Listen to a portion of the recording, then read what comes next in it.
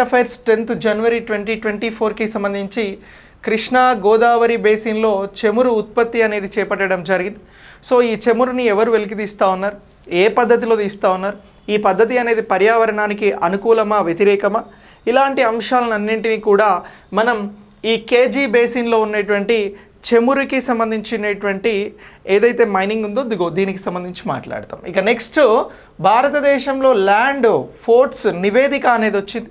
అసలు భారతదేశంలో land ports నివేదిక ఏంటి, ఈ సంస్థ ఎప్పుడు ఏర్పాటైంది, ల్యాండ్ పోర్ట్స్ నివేదిక యొక్క ప్రస్తుత అంశాలు ఏంటి, సో భారతదేశంలో ఇది ఏ విధమైనటువంటి కీలక పాత్ర పోషిస్తుందనేది ఇందులో నేర్చుకుంటాం. ఇక అంతర్జాతీయ క్యాడెట్ ఎక్స్చేంజ్ ప్రోగ్రామ్ అనేది ఒకటి వచ్చింది. సో ఇది ఒక ఒప్పందం, ఏ దేశాల మధ్యన జరిగినటువంటి ఒప్పందం, సో దీనికి ఉన్నటువంటి ప్రత్యేకత ఏంటి అనేటువంటి అంశాలు ఇక్కడ నేర్చుకుంటాం. ఇక నెక్స్ట్ హఫీజ్ సయీద్కి సంబంధించి 78 ఏళ్ల శిక్ష పడినట్లు ఐక్యరాజ్య సమితి ఇటీవల వెల్లడించడం జరిగింది. ఈ హఫీజ్ సయీద్ ఎవరు, ఎందుకు అతనికి 78 ఏళ్ల శిక్షను ఖరారు చేసింది ఐక్యరాజ్య సమితి, ఇలాంటి అంశాలన్నింటినీ కూడా మనం ఈ క్లాస్ ద్వారా చాలా క్లియర్గా డిస్కస్ చేయబోతా ఉన్నాం. సో ఈ వీడియోకి ఒక లైక్ చేసి షేర్ చేయండి. సో అలాగే ఈ క్లాస్లో మరికొన్ని ఇతర అంశాలు అంటే సైన్స్ అండ్ టెక్నాలజీ రిలేటెడ్గా ఇతర విభాగాలకి సంబంధించినటువంటి కరెంట్ అఫైర్స్ని కూడా చాలా వివరంగా చాలా క్లియర్గా నేర్చుకుంటాం. సో ఇది మనం ఈరోజు డిస్కస్ చేయబోతున్నటువంటి క్లాస్. ఇక ఐకాన్ ఇండియా గ్రూప్ 2కి గ్రూప్ 1కి 100 days ప్లాన్ని తీసుకురావడం జరిగింది. ఇందులో డే 1 అని చెప్పేసి కొన్ని అంశాలను మీకు బోర్డు మీద చూపెట్టడం జరుగుతుంది. ఇలానే 100 days పాటు గ్రూప్ 2కి సంబంధించినటువంటి 4 పేపర్స్, అలాగే గ్రూప్ 1కి అయితే ప్రిలిమ్స్ కోసం మీకు ప్రత్యేకంగా ప్రతిరోజు షెడ్యూల్ అనేది ఉంటుంది. ఫర్ ఎగ్జాంపుల్ ఇక్కడ డే 1కి సంబంధించి మనం పేపర్ 1లో జనరల్ స్టడీస్కి సంబంధించి కరెంట్ అఫైర్స్ తీసుకున్నాం. 2023 జనవరి నుంచి కూడా మనం అప్డేట్ చేసుకోవడం జరుగుతుంది. అలాగే తెలంగాణ కల్చర్కి సంబంధించినటువంటి రాష్ట్ర చిహ్నాలు అనేటువంటి అంశాన్ని ఇక్కడ నేర్చుకుంటాం. ఇక సెంట్రల్ స్కీమ్స్కి సంబంధించినటువంటి అంశాలను ఇక్కడ నేర్చుకోవడం జరుగుతుంది. ఇక నెక్స్ట్ పేపర్ 2కి సంబంధించి తెలంగాణ హిస్టరీ, శాతవాహనులు, పాలిటీ, ప్రవేశిక, సోషాలజీకి సంబంధించి భారత సమాజం యొక్క ముఖ్య లక్షణాలు లాంటి టాపిక్స్ని మనం డే 1 చదువుతాం. సో ఈ డే 1 చదివేటువంటి ఈ టాపిక్కి సంబంధించినటువంటి షెడ్యూల్స్, అలాగే వీటికి సంబంధించినటువంటి మెటీరియల్స్, ఆ మెటీరియల్ మీరు చదువుకున్న అనంతరం దానికి సంబంధించిన ఎగ్జామ్, ఆ ఎగ్జామ్ అనంతరం దానికి సంబంధించినటువంటి ఎక్స్ప్లెనేషన్, ఇక్కడ డే 1లో ఇస్తున్నటువంటి టాపిక్స్కి సంబంధించే మీకు ఎగ్జామ్ అనేది కండక్ట్ చేయడం జరుగుతుంది. ఆ ఎగ్జామ్కి సంబంధించినటువంటి వీడియో ఎక్స్ప్లెనేషన్ ద్వారా మనం సబ్జెక్టుకి సంబంధించి డే 1 రోజున ఎంత పరిణితి సాధించామనేటువంటి అంశాలను ఇక్కడ నేర్చుకోవడం జరుగుతుంది. సో దీనికి సంబంధించినటువంటి కోర్స్ అనేది మీకు రేపు ఐకాన్ ఇండియా యాప్ ద్వారా అవైలబుల్గా ఉంటుంది. సో ఎవరైనా దీనికి జాయిన్ అయ్యి ప్రిపరేషన్ని బాగా స్ట్రాంగ్గా ముందుకు తీసుకువెళ్ళాలి, సో గ్రూప్ 2, గ్రూప్ 1 లాంటి లక్ష్యాలను మనం ఛేదించాలని అంటే ఇక్కడ కావాల్సింది ప్రణాళిక అండి. సో ప్రతి ఒక్కరికి కూడా దీనికి సంబంధించినటువంటి సబ్జెక్టు ప్రణాళిక, అలాగే ప్రిపరేషన్ ప్లాన్ అనేది ఉంటే అచీవ్ చేయడం పెద్ద సమస్య ఏం కాదు. సో అలాంటి ప్లాన్ ఇచ్చి దీనికి సంబంధించినటువంటి మెటీరియల్స్ని ప్రొవైడ్ చేస్తూ, ఎగ్జామ్స్ని ప్రొవైడ్ చేస్తూ ఈ కోర్స్ని 100 days పాటు మీకు రన్ చేయడం జరుగుతుంది. ఇందులో జాయిన్ అయినటువంటి వారికి ఇది ఒక మోడల్గా ఒక డేని మీకు ఇక్కడ ఎగ్జాంపుల్ చేయడం జరిగింది. సో ఇలా మనకి 100 daysకి సంబంధించినటువంటి ప్లాన్స్ అనేవి డిజైన్ చేసి మీకు 100 days ప్లాన్ కూడా ఒకేసారి ఇవ్వం. అలా ఇస్తే మళ్ళీ అదంతా చూసి మనం ఏదో కన్ఫ్యూజ్ అయిపోయి ఇబ్బంది పడాల్సి ఉంటుంది. సో అలా కాకుండా ఏ రోజుకు ఆ రోజు చదివిన దాని మీద బెటర్మెంట్, మెరిట్ అనేది తీసుకుంటూ ముందుకెళ్ళేలాగా దీన్ని డిజైన్ చేయడం జరిగింది. సో కోర్స్ రేపటి నుంచి ఐకాన్ ఇండియా యాప్లో అవైలబుల్గా ఉంటుంది. కావాలనుకున్న వారు జాయిన్ అవ్వండి. సో కోర్స్ ఎప్పటి నుంచి స్టార్ట్ అవుతుందంటే ఇంకా ఎలాగో బిఫోర్ సంక్రాంతి ఫెస్టివల్ ఉంది కాబట్టి మనకి ముందు, సో ఆ ఫెస్టివల్ మరుసటి ఒక 2-3 రోజుల తర్వాత స్టార్ట్ అవుతుంది. ఎగ్జాక్ట్గా చెప్పాలంటే ఇది 22 నుంచి స్టార్ట్ అవుతుందండి. ఫెస్టివల్ తర్వాత వచ్చేటువంటి మండే నుంచి స్టార్ట్ అవుతుంది. బట్ కోర్స్ అనేది రేపటి నుంచి అవైలబుల్గా ఉంటుంది. కావాలనుకున్నవారు జాయిన్ అవ్వండి. ఇక నెక్స్ట్ దీని తర్వాత మనం ఈరోజు కరెంట్ అఫైర్స్కి సంబంధించినటువంటి అంశాలను డిస్కస్ చేద్దాం. ఇందులో ముందుగా మనం డిస్కస్ చేయబోయేటువంటిది ఏంటి అని అంటే కేజీ బేసిన్ అండి. సో గోదావరి, కృష్ణా గోదావరి బేసిన్ గురించి డిస్కస్ చేద్దాం. ఈ కృష్ణా గోదావరి బేసిన్లో అపారమైనటువంటి నిక్షేపాలు ఉన్నాయి అని చెప్పేసి ఎప్పుడు గుర్తించారు అని ఒక క్వశ్చన్ అడిగారు అనుకోండి. మీరు అందరు కూడా ఏం ఆన్సర్ చేస్తారు, మీ ఆన్సర్ని ఒకసారి కమెంట్ బాక్స్లో పోస్ట్ చేయండి. సో ఇప్పుడు కృష్ణా గోదావరికి సంబంధించినటువంటి బేసిన్ అనేది మొట్టమొదటిసారి ఎప్పుడు కనుగొనడం జరిగింది, ఇందులో ఉన్నటువంటి చెమురు నిక్షేపాలకి సంబంధించి. కృష్ణా గోదావరి అనేది చాలా ఏళ్ళ నుంచి ఉన్నది, నేను అలా అడగట్లేదు. ఇందులో చమురు నిక్షేపాలు ఉన్నాయని చెప్పేసి ఎప్పుడు గుర్తించారు అని అంటారు. సో దానికి సంబంధించి ఒకసారి మీ ఆన్సర్ని పోస్ట్ చేయండి రా. ఇగో కృష్ణ గోదావరి బేసిన్ చమురు నిక్షేపాలు అని అంటున్నాం. బేసిన్ చమురు నిక్షేపాలు. సో ఇప్పుడు ఇది ఎందుకు మనం డిస్కస్ చేయాల్సి వస్తుంది అని అంటే, దీనిలో ఈ గోదావరి కృష్ణా బేసిన్లో చమురు నిక్షేపాలను, అక్కడ ఉన్నటువంటి పెట్రోలియం ఇతర ఖనిజాలను తీసుకునేందుకు ఓఎన్జీసీకి సంబంధించి ఇప్పుడు పనులు ప్రారంభించడం జరిగింది. సో ఇటీవల ఓఎన్జీసీ ఎక్కడ ఏ బేసిన్లో పెట్రోలియం తవ్వకాలకి సంబంధించి చర్యలు చేపట్టింది అని చెప్పేసి క్వశ్చన్ అడుగుతారు.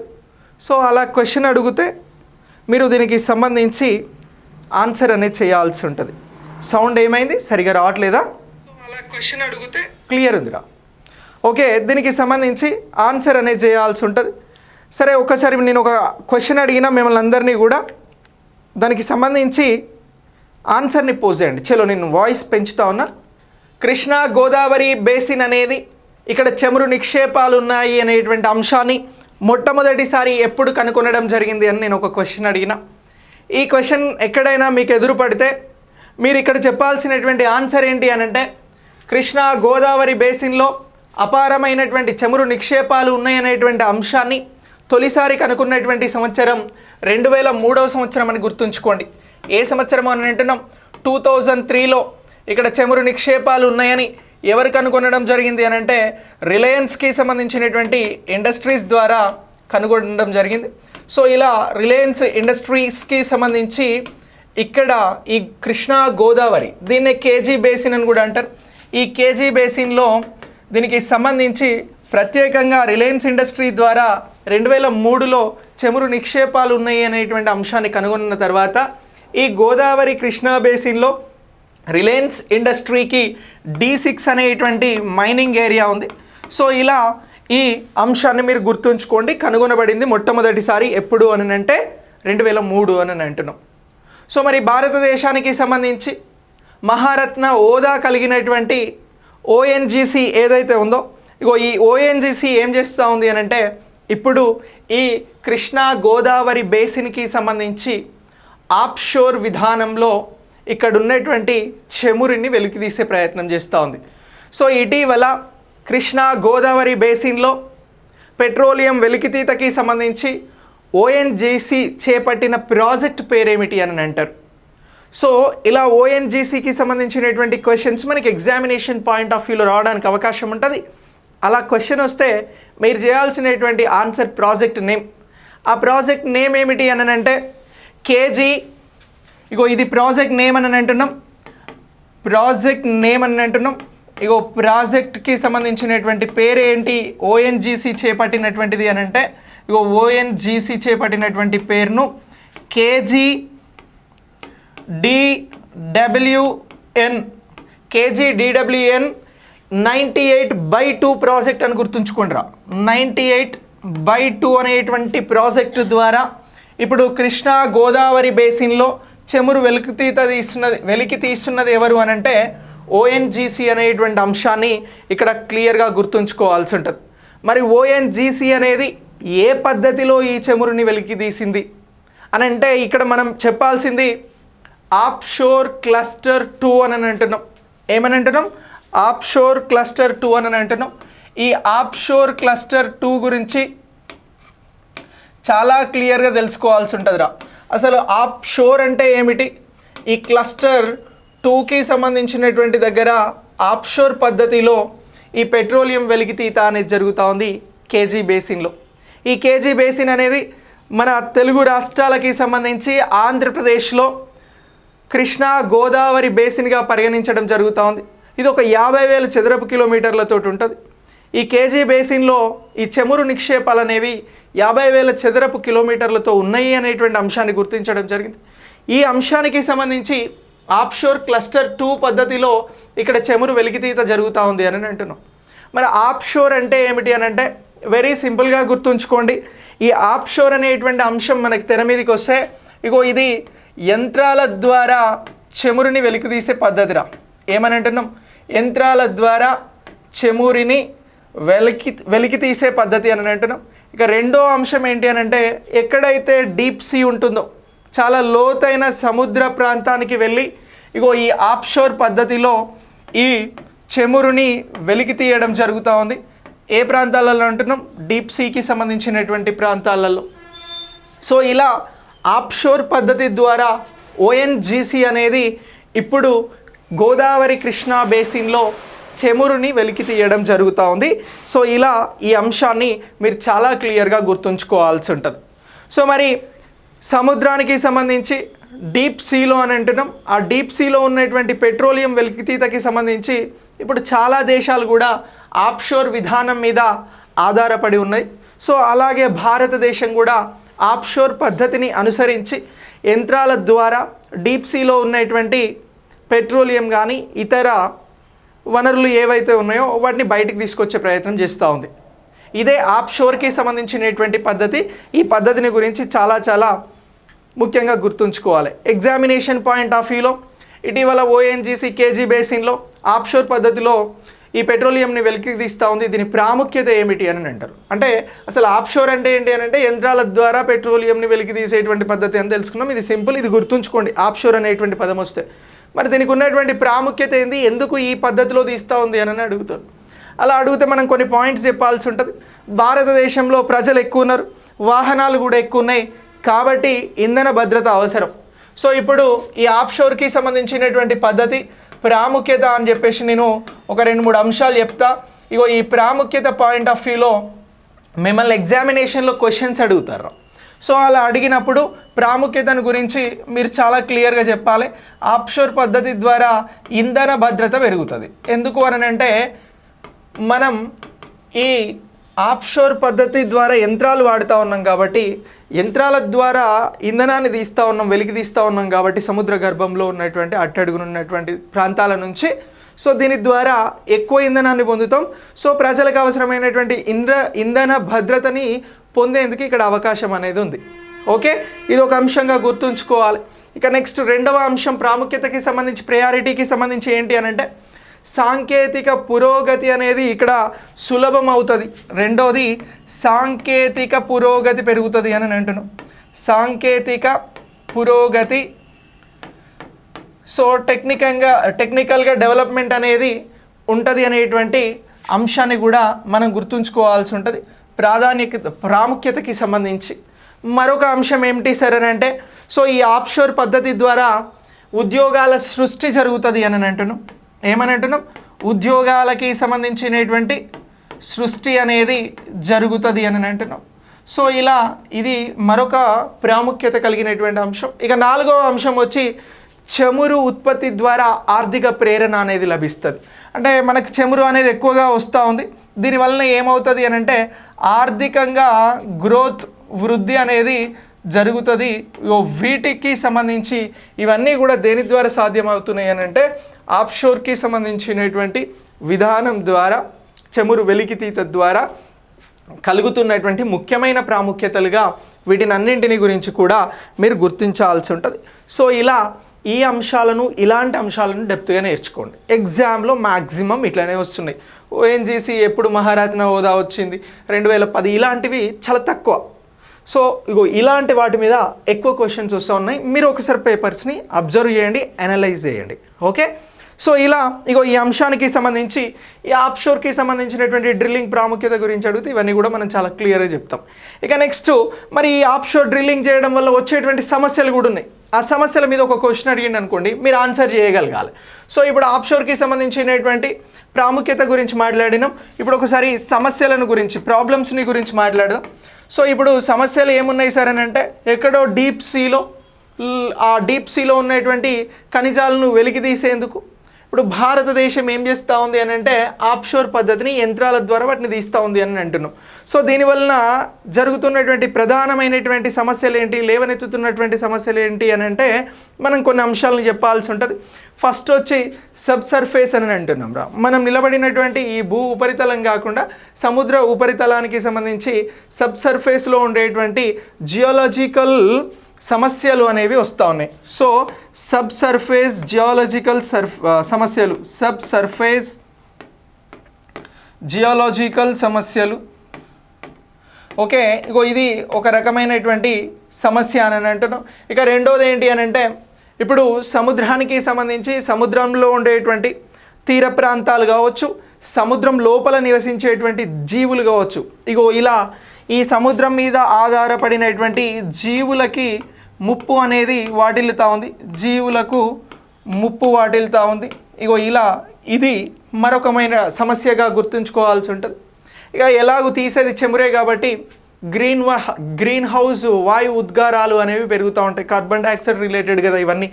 సో ఇలా ఇగో గ్రీన్ హౌస్ ఉద్గారాల పెరుగుదల అని అంటున్నాం. సో ఇలా ఇగో సమస్యల గురించి అడిగితే ఇలా చెప్పాల్సి ఉంటుంది. ఆఫ్షోర్కి సంబంధించినటువంటి డ్రిల్లింగ్ సమస్యలు అని అంటే ఇవి చెప్పాల్సి ఉంటుంది. ఆఫ్షోర్కి సంబంధించినటువంటి డ్రిల్లింగ్ ప్రాముఖ్యత అంటే ఇవి చెప్పాల్సి ఉంటుంది.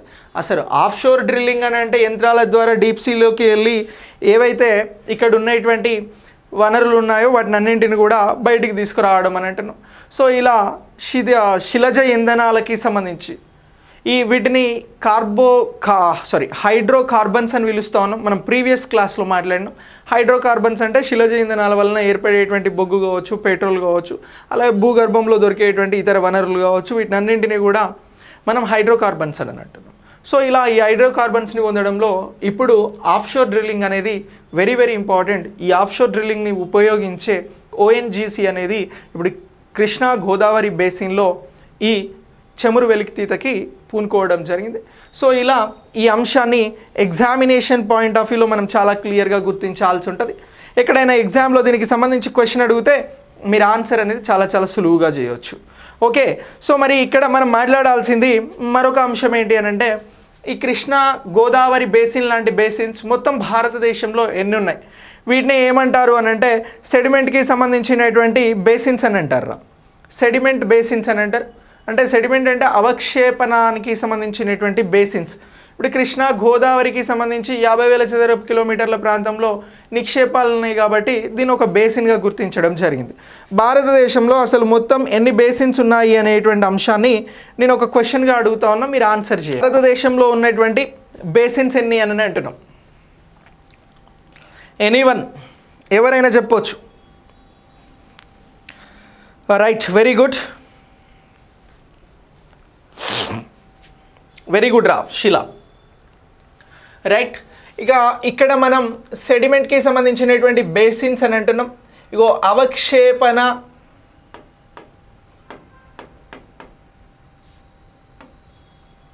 బేసిన్స్ అని చెప్పేసి గుర్తుంచుకోండి రా. ఇవి భారతదేశంలో ఎన్నున్నాయి అని అంటే మొత్తం ఇవి ఒక 26 బేసిన్స్ ఉన్నాయి రా. భారతదేశ వ్యాప్తంగా 26 బేసిన్స్ ఉన్నాయి. సో అవక్షేపణ బేసిన్స్ భారతదేశంలో ఎన్ని గుర్తించడం జరిగింది అని అంటారు. అలా ఎక్కడైనా మీకు క్వశ్చన్ వస్తే 26 బేసిన్స్ గుర్తించడం జరిగింది అని చెప్పాలి. ఇక ఇందులో ప్రధానమైనటువంటి బేసిన్స్గా వేటిని చూస్తూ ఉన్నారు అని అంటే కొన్ని ఉన్నాయి. ఆ ప్రధానమైనటువంటివి ఎన్ని అని అంటే ఒక 7 గుర్తుంచుకోండి. అందులో ఇప్పుడు మనం మాట్లాడుతున్నటువంటి కృష్ణా గోదావరి బేసిన్ అనేది వెరీ ఇంపార్టెంట్ బేసిన్. ఇగో మనం ఒకటి కృష్ణా గోదావరి బేసిన్ అని అన్నాం. రెండోది ఏంటి అని అంటే ముంబైకి సంబంధించినటువంటి ఆఫ్షోర్కి సంబంధించినటువంటి ఒక బేసిన్ ఉన్నది. మరొకటి మూడవది వచ్చి ఏమిటి అని అంటే అస్సాం షెల్స్ ఉన్నది రా. ఏమని అంటున్నాం? అస్సాం షెల్స్ అని అంటున్నాం. అస్సాం షెల్స్ అని అంటున్నాం. ఇక నెక్స్ట్ 4వ బేసిన్ వచ్చి అవక్షేపణాలకి సంబంధించి అని అంటే రాజస్థాన్ అని అంటున్నాం రా. ఏదని అంటున్నాం? రాజస్థాన్. ఇక దీని తర్వాత మరొక బేసిన్ వచ్చి ఏంటి అని అంటే కావేరి. ఏమంటున్నాం? కావేరి. ఇక నెక్స్ట్ 6వది వచ్చి అస్సాం అని అంటున్నాం. అస్సాం. ఇక నెక్స్ట్ ఇందులో 7వది వచ్చి కాంబే అని అంటున్నాం రా. ఇది మహారాష్ట్రకి సంబంధించింది. సో ఇలా ఇగో ఈ 7 కూడా మనకి ముఖ్యమైనటువంటి బేసిన్స్గా గుర్తుంచుకోవాల్సి ఉంటుంది రా. ముంబై ఆఫ్షోర్. ఓకే, మరొకటి వచ్చి ఫస్ట్ వన్ ఏమన్నాం? Krishna Godavari basin. Krishna Godavari basin. So ఇవన్నీ కూడా మనకి ముఖ్యమైనటువంటి బేసిన్స్గా ఏవైతే అవక్షేపణ బేసిన్స్ అని అంటున్నాం, అంటే ఇక్కడ నిక్షేపాలకి సంబంధించి ప్రధానమైనటువంటి బేసిన్స్గా వీటిని గుర్తుంచుకోవాల్సి ఉంటుంది. మొత్తం భారతదేశంలో బేసిన్స్ ఎన్ని ఉన్నాయని అంటే 26 ఉన్నాయి. అందులో ప్రధానమైనటువంటి వాటిగా 7 గురించి గుర్తుంచుకోండి. సో ఇందులో కృష్ణా గోదావరి అనేది మన తెలుగు రాష్ట్రాలకి సంబంధించినటువంటి బేసిన్ కాబట్టి మనకు ఇంకొంత ఎక్కువ ప్రాధాన్యత కలిగినటువంటిది. ఇటీవల ఇక్కడ స్టార్ట్ చేసినటువంటి ప్రాజెక్ట్ ఏంటి అని అంటే KGDWN 9098/2 అనేటువంటి ప్రాజెక్ట్ని ONGC ప్రారంభించింది. అదే oil and natural gas corporation అని అంటున్నాం. సో ఇలా ఈ అంశాలన్నింటినీ కూడా మనం గుర్తుంచుకోవాల్సి ఉంటుందిరా. ఇక ఇప్పుడు మనం ఒక్కసారి వీటిని తీయడంలో కీలక పాత్ర వహిస్తున్నది ఎవరు అని అంటే ONGC అని అంటున్నాం. ONGC అంటే ఏంటి సార్ అంటే oil and natural gas corporation అని అంటున్నాం. దీన్ని ఎప్పుడు భారత ప్రభుత్వ సంస్థ ఇది 1956 ఆగస్టు 14న దీన్ని ప్రారంభించడం జరిగిందిరా. ఇక ఈ ONGC అనేది 2010లో మహారత్న హోదా కలిగినటువంటి కంపెనీ. సో ఇప్పుడు ఆసియాలోనే ఇది ఒక 3వ స్థాయిలో నిలిచేటువంటి కంపెనీగా కూడా గుర్తించడం జరుగుతోంది. భారతదేశంలో ఆయిల్ అండ్ గ్యాస్కి సంబంధించినటువంటి వెలికితీత కానీ వాటికి సప్లైకి సంబంధించినటువంటి దానిలో ఇది చాలా కీలక పాత్ర పోషిస్తున్నటువంటిదిగా మనం దీనికి సంబంధించి గుర్తించాల్సి ఉంటుందిరా. ఇక అలాగే ఈ ఖనిజాలకి సంబంధించి అవక్షేపణాలకి సంబంధించి మనం మాట్లాడినటువంటి హైడ్రోకార్బన్స్కి సంబంధించినటువంటి వాటిని వెతకడంలో కూడా ఇది అత్యంత కీలకమైనటువంటి పాత్రని ONGC పోషిస్తుంది అనేటువంటి అంశాన్ని మనం ఇక్కడ గుర్తించాల్సి ఉంటుంది. సో ఈ ONGC అనేది KG బేసిన్లో ఇప్పుడు చమురు వెలికితీత కోసం ఆఫ్షోర్ డ్రిల్లింగ్ విధానాన్ని ప్రారంభించింది. ఆ విధానంలో భాగంగా ఇది కృష్ణా గోదావరి బేసిన్కి సంబంధించినటువంటిది కాబట్టి దానినిగా కోవడం జరుగుతూ ఉంది. సో దీని మీద ఏమైనా క్వశ్చన్స్ వస్తే ఆఫ్షోర్కి సంబంధించినటువంటి సమస్యలు ఏంటి అని అడుగుతారు, లేదంటే ఆఫ్షోర్కి సంబంధించినటువంటి ప్రాముఖ్యత ఏంటి అని అడుగుతారు, అసలు ఆఫ్షోర్ డ్రిల్లింగ్ అంటే ఏమిటి అని అడుగుతారు, ఇటీవల దీనికి సంబంధించిన ప్రాజెక్ట్ నేమ్ని అడుగుతారు. సో ఇలా ఈ అన్ని అంశాలను కూడా గుర్తుంచుకోవాల్సి ఉంటుంది. సో ఈ పాయింట్ ఆఫ్ వ్యూలో గుర్తుంచుకుంటే మనల్ని క్వశ్చన్ ఎలా అడిగినా ఒక 1 మార్క్ ఇక్కడ మనం ఆన్సర్ చేయడానికి అవకాశం ఉంటుంది. ఇది ONGCకి సంబంధించి కృష్ణా గోదావరి బేసిన్లో ఆఫ్షోర్ డ్రిల్లింగ్ ద్వారా జరుగుతున్నటువంటి ప్రక్రియ చమురు వెలికితీత. ఓకే, ఇది మీరు ఎగ్జామినేషన్ పాయింట్ ఆఫ్ వ్యూలో గుర్తుంచుకోండి. ఇక నెక్స్ట్ దీని తర్వాత మనం మాట్లాడబోతున్నటువంటిది అత్యంత ముఖ్యమైనటువంటి అంశం. ఆ అంశం ఏమంటున్నాము అంటే ల్యాండ్ పోర్ట్స్ అని అంటున్నాం రా. భారతదేశంలో land ports authority of India ఎప్పుడు స్థాపించబడింది? సో ఒక్కసారి మీ ఆన్సర్ని మీరు అందరూ కూడా పోస్ట్ చేయండి. వెరీ వెరీ ఇంపార్టెంట్ టాపిక్ ఇప్పుడు చెప్పబోయేది. ఇది కూడా కొంత జాగ్రఫీ రిలేటెడ్గా మాట్లాడినటువంటి అంశం ONGCది. ఇప్పుడు మాట్లాడబోయేటువంటి అంశం కూడా జాగ్రఫీ రిలేటెడ్గా మాట్లాడబోతున్నటువంటి అంశమేరా. సో దానిని ఏమంటున్నాము అని అంటే భారతదేశంలో ల్యాండ్ పోర్ట్స్ అని అంటున్నాం. అసలు ఈ ల్యాండ్ పోర్ట్స్ అనేటువంటి పదం విన్నారా మీరు? వింటే గుడ్. సో దానికి సంబంధించి ఒక చిన్న ఆన్సర్ ఇవ్వండి. భారతదేశంలో land ports authority of India అని ఒకటి ఉన్నది. సో ఇది ఎప్పుడు ఏర్పాటు చేయడం జరిగిందని నేను ఒక క్వశ్చన్ అడుగుతా ఉన్నా. వెరీ గుడ్ రా రాథోడ్ నీలజ. సో ఇప్పుడు మనం ల్యాండ్ పోర్ట్స్ గురించి మాట్లాడదాం రా. ల్యాండ్ పోర్ట్స్ అని అంటున్నాం.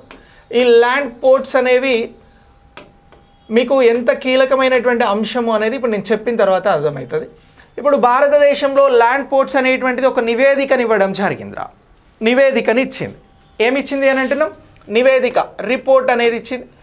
ఈ రిపోర్ట్లో ఏం చెప్పింది అని అంటే భారతదేశానికి సంబంధించినటువంటి సరిహద్దులలో సరిహద్దు వాణిజ్యం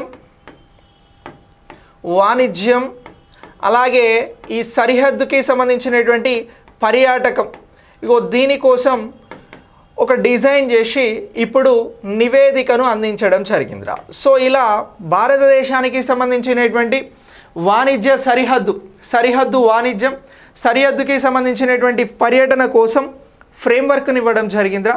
సో ఒక నివేదికని ఇవ్వడం జరిగింది. ఆ వాణిజ్యం ఎలా చేయాలి, ఆ పర్యాటకాన్ని ఎలా పెంపొందించాలి అని చెప్పేసి ఇటీవల సరిహద్దు అంశాలకి సంబంధించి రిపోర్ట్ ఇచ్చింది ఎవరు అని అంటారు. మీరు వెంటనే ఆన్సర్ గుర్తించాల్సింది ల్యాండ్ పోర్ట్స్ అని చెప్పాలి. సో ఈ ల్యాండ్ పోర్ట్స్ ఇచ్చినటువంటి ఈ ఫ్రేమ్వర్క్ అనేది మనకి ప్రస్తుతం కరెంట్ అఫైర్స్ రా. సో ఇప్పుడు ల్యాండ్ ఫోర్ట్స్కి సంబంధించినటువంటి అంశాన్ని నేను మొత్తం కూడా క్లియర్ చేస్తా. ఇక మీరు లైఫ్లో ల్యాండ్ పోర్ట్స్ అనేది వస్తే మర్చిపోకుండా చేస్తా. సో ఇప్పుడు ల్యాండ్ పోర్ట్స్ నివేదిక ఫ్రేమ్వర్క్ ఏం చెప్తా ఉంది అని అంటే, భారతదేశానికి ఉన్నటువంటి సరిహద్దుల్లో వాణిజ్యం పర్యాటకానికి సంబంధించినటువంటి అంశాలను పెంపొందించాల్సినటువంటి అవసరం గురించి చెప్తా ఉంది. సో ఇప్పుడు నేను ఒక క్వశ్చన్ అడిగిన మిమ్మల్ని అందరినీ కూడా, భారతదేశంలో land ports authority of India ఎప్పుడు ప్రారంభమైందిరా అని అంటే 2012 అని చెప్పిరు. ఇగో ఈ అంశాలను ప్రత్యేకంగా గుర్తుంచుకోండి. ఇది ఏమంటున్నాం, ల్యాండ్ పోర్ట్స్ అథారిటీ ఆఫ్ ఇండియాకి సంబంధించి ఇగో ఇది 2012లో ఏర్పాటైంది అని అంటున్నాం.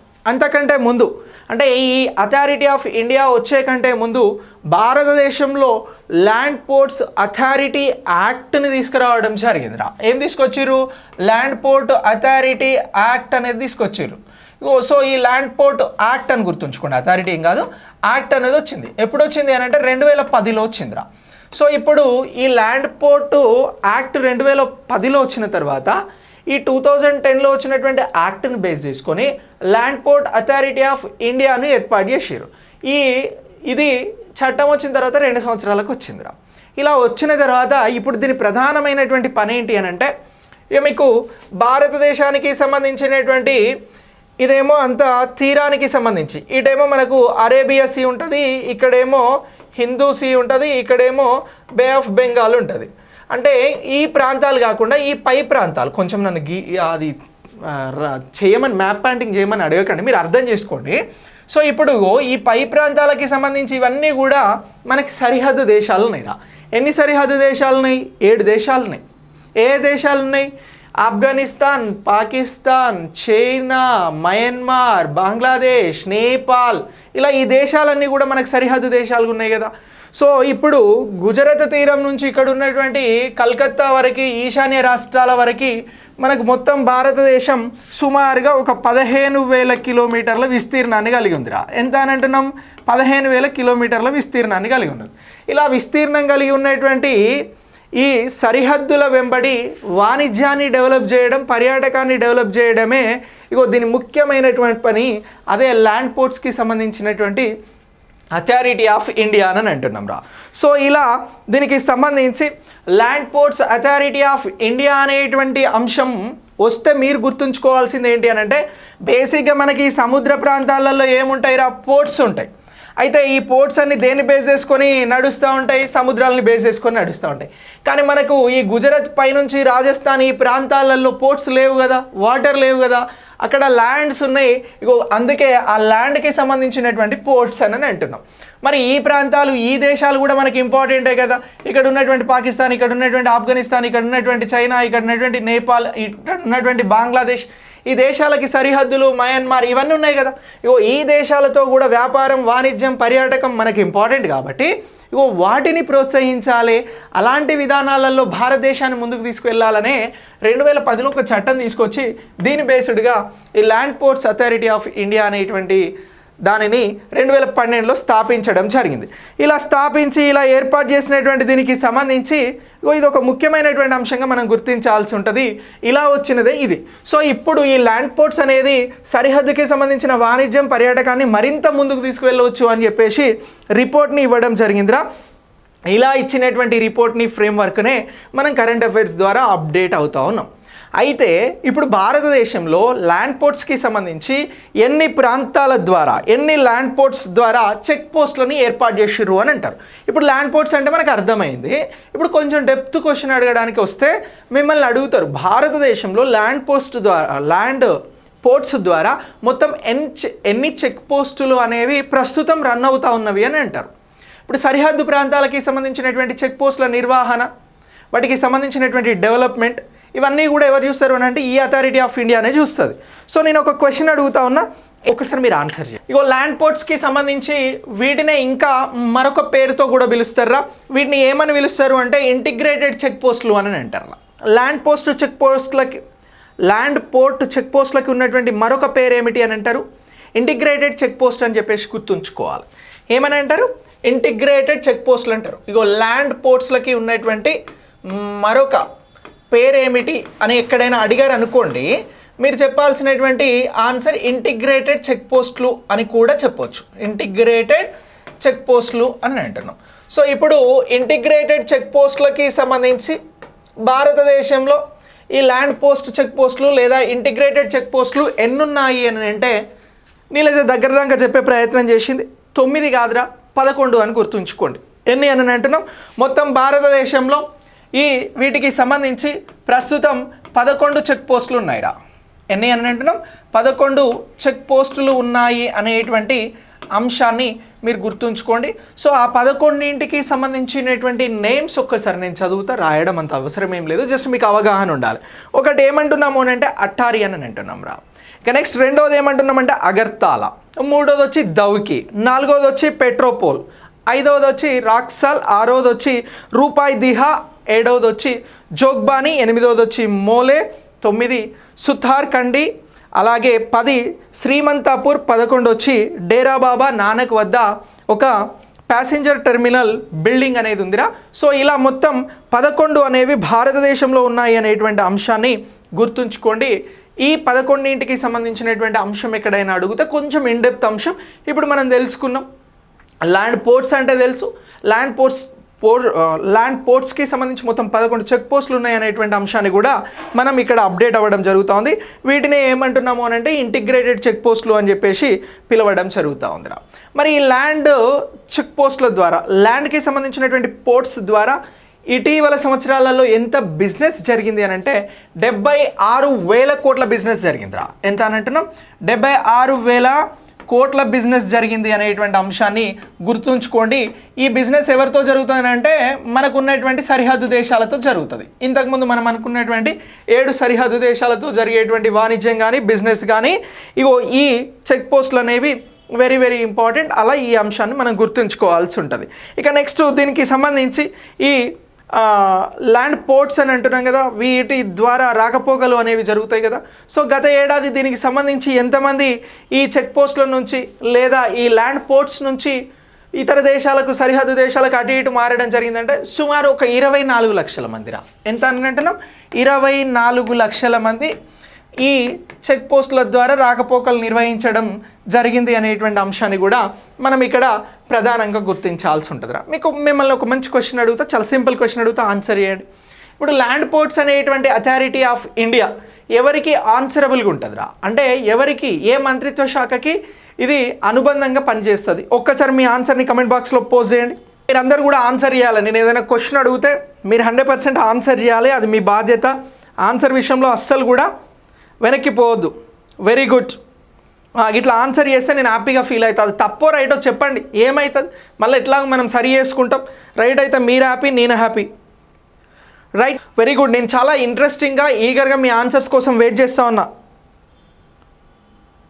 వెరీ గుడ్ రా, వెరీ గుడ్. మంచిగా ఆన్సర్ చేస్తూ ఉన్నారు.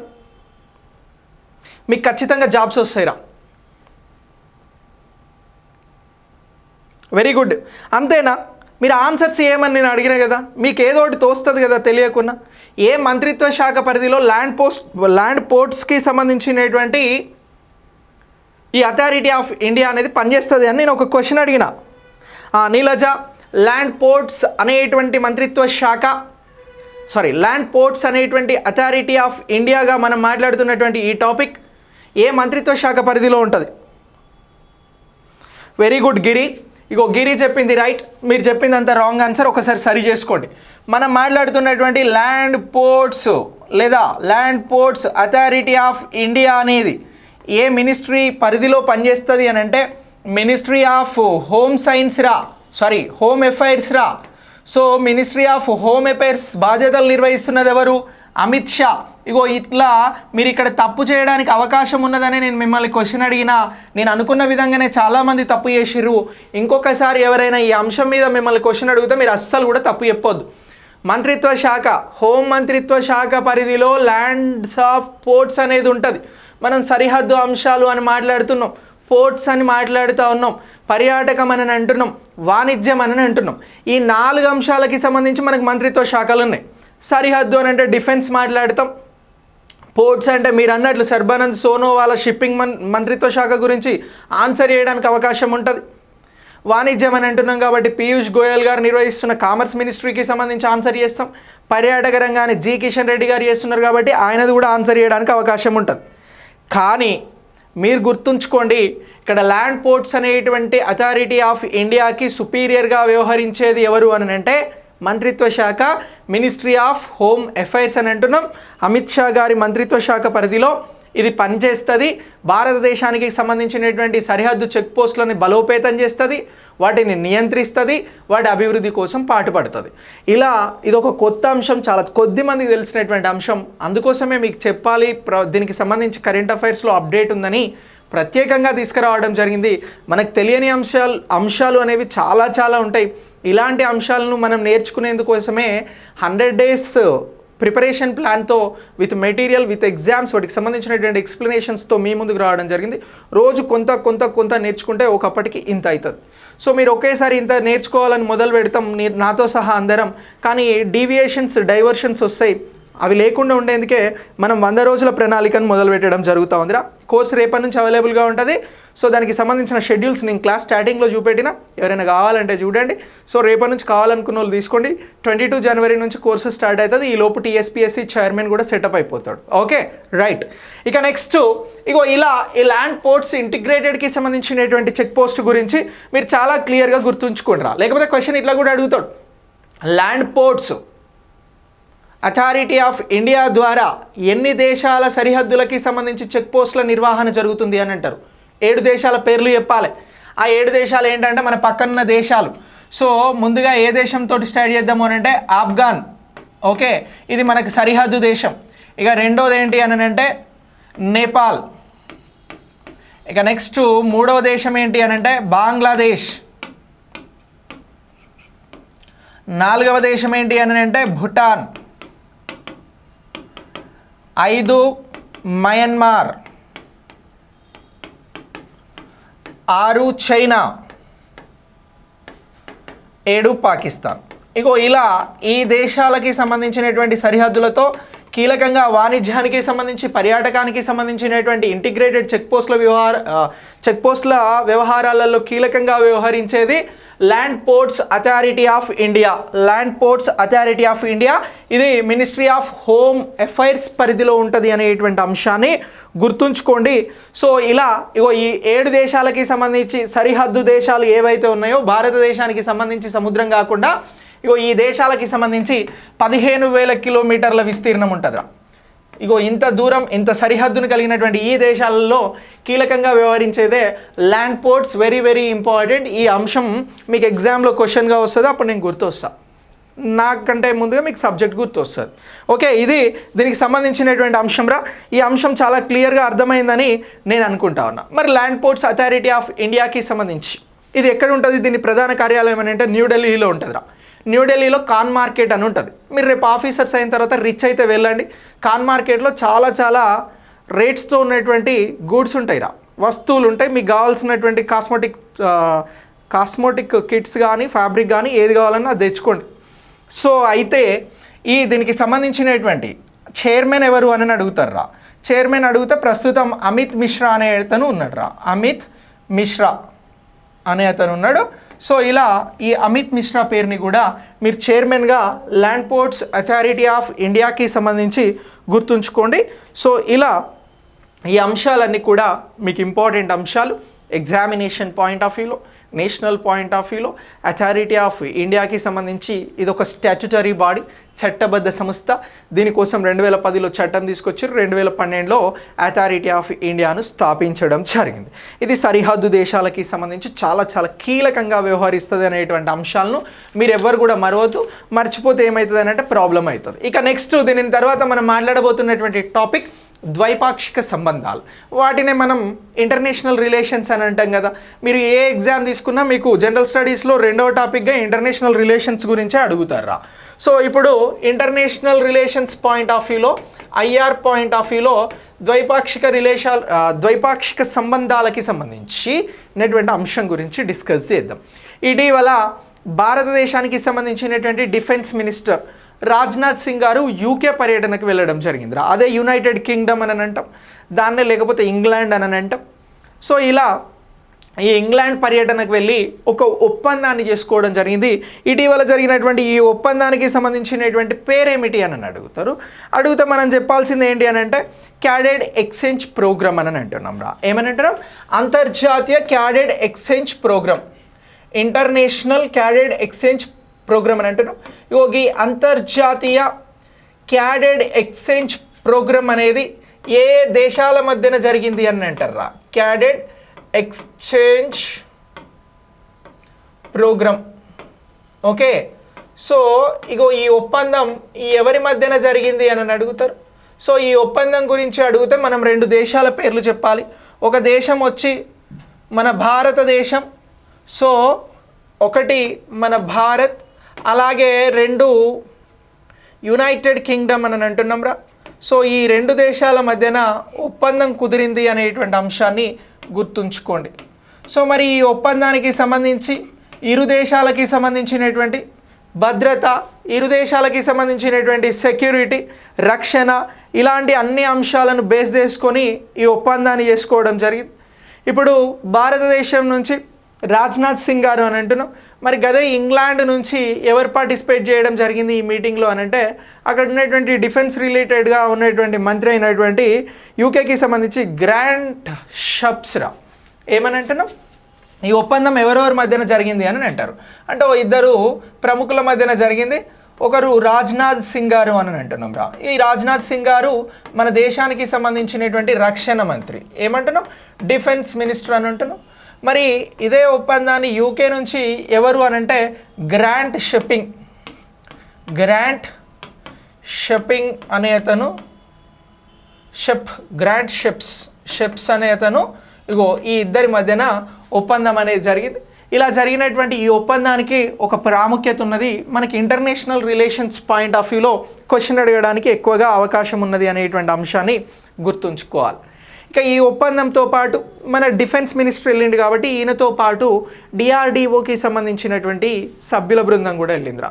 వారిని డిఆర్డిఓకి సంబంధించి డిఫెన్స్ రీసెర్చ్ డెవలప్మెంట్ ఆర్గనైజేషన్ అని అంటారు. తెలుసు కదా, మన రక్షణ రంగానికి సంబంధించినటువంటి అంశాలలో డిఆర్డిఓ అనేది చాలా కీలకమైనటువంటి వెపన్స్ తయారీ కానీ, క్షిపణులు, మిసైల్స్కి సంబంధించినటువంటి డెవలప్మెంట్స్ కానీ, ఇతర డెవలప్మెంట్స్ కానీ చేస్తుంది. ఈ డిఆర్డిఓకి దేశవ్యాప్తంగా కూడా పరిశోధన సంస్థలు ఉంటాయి.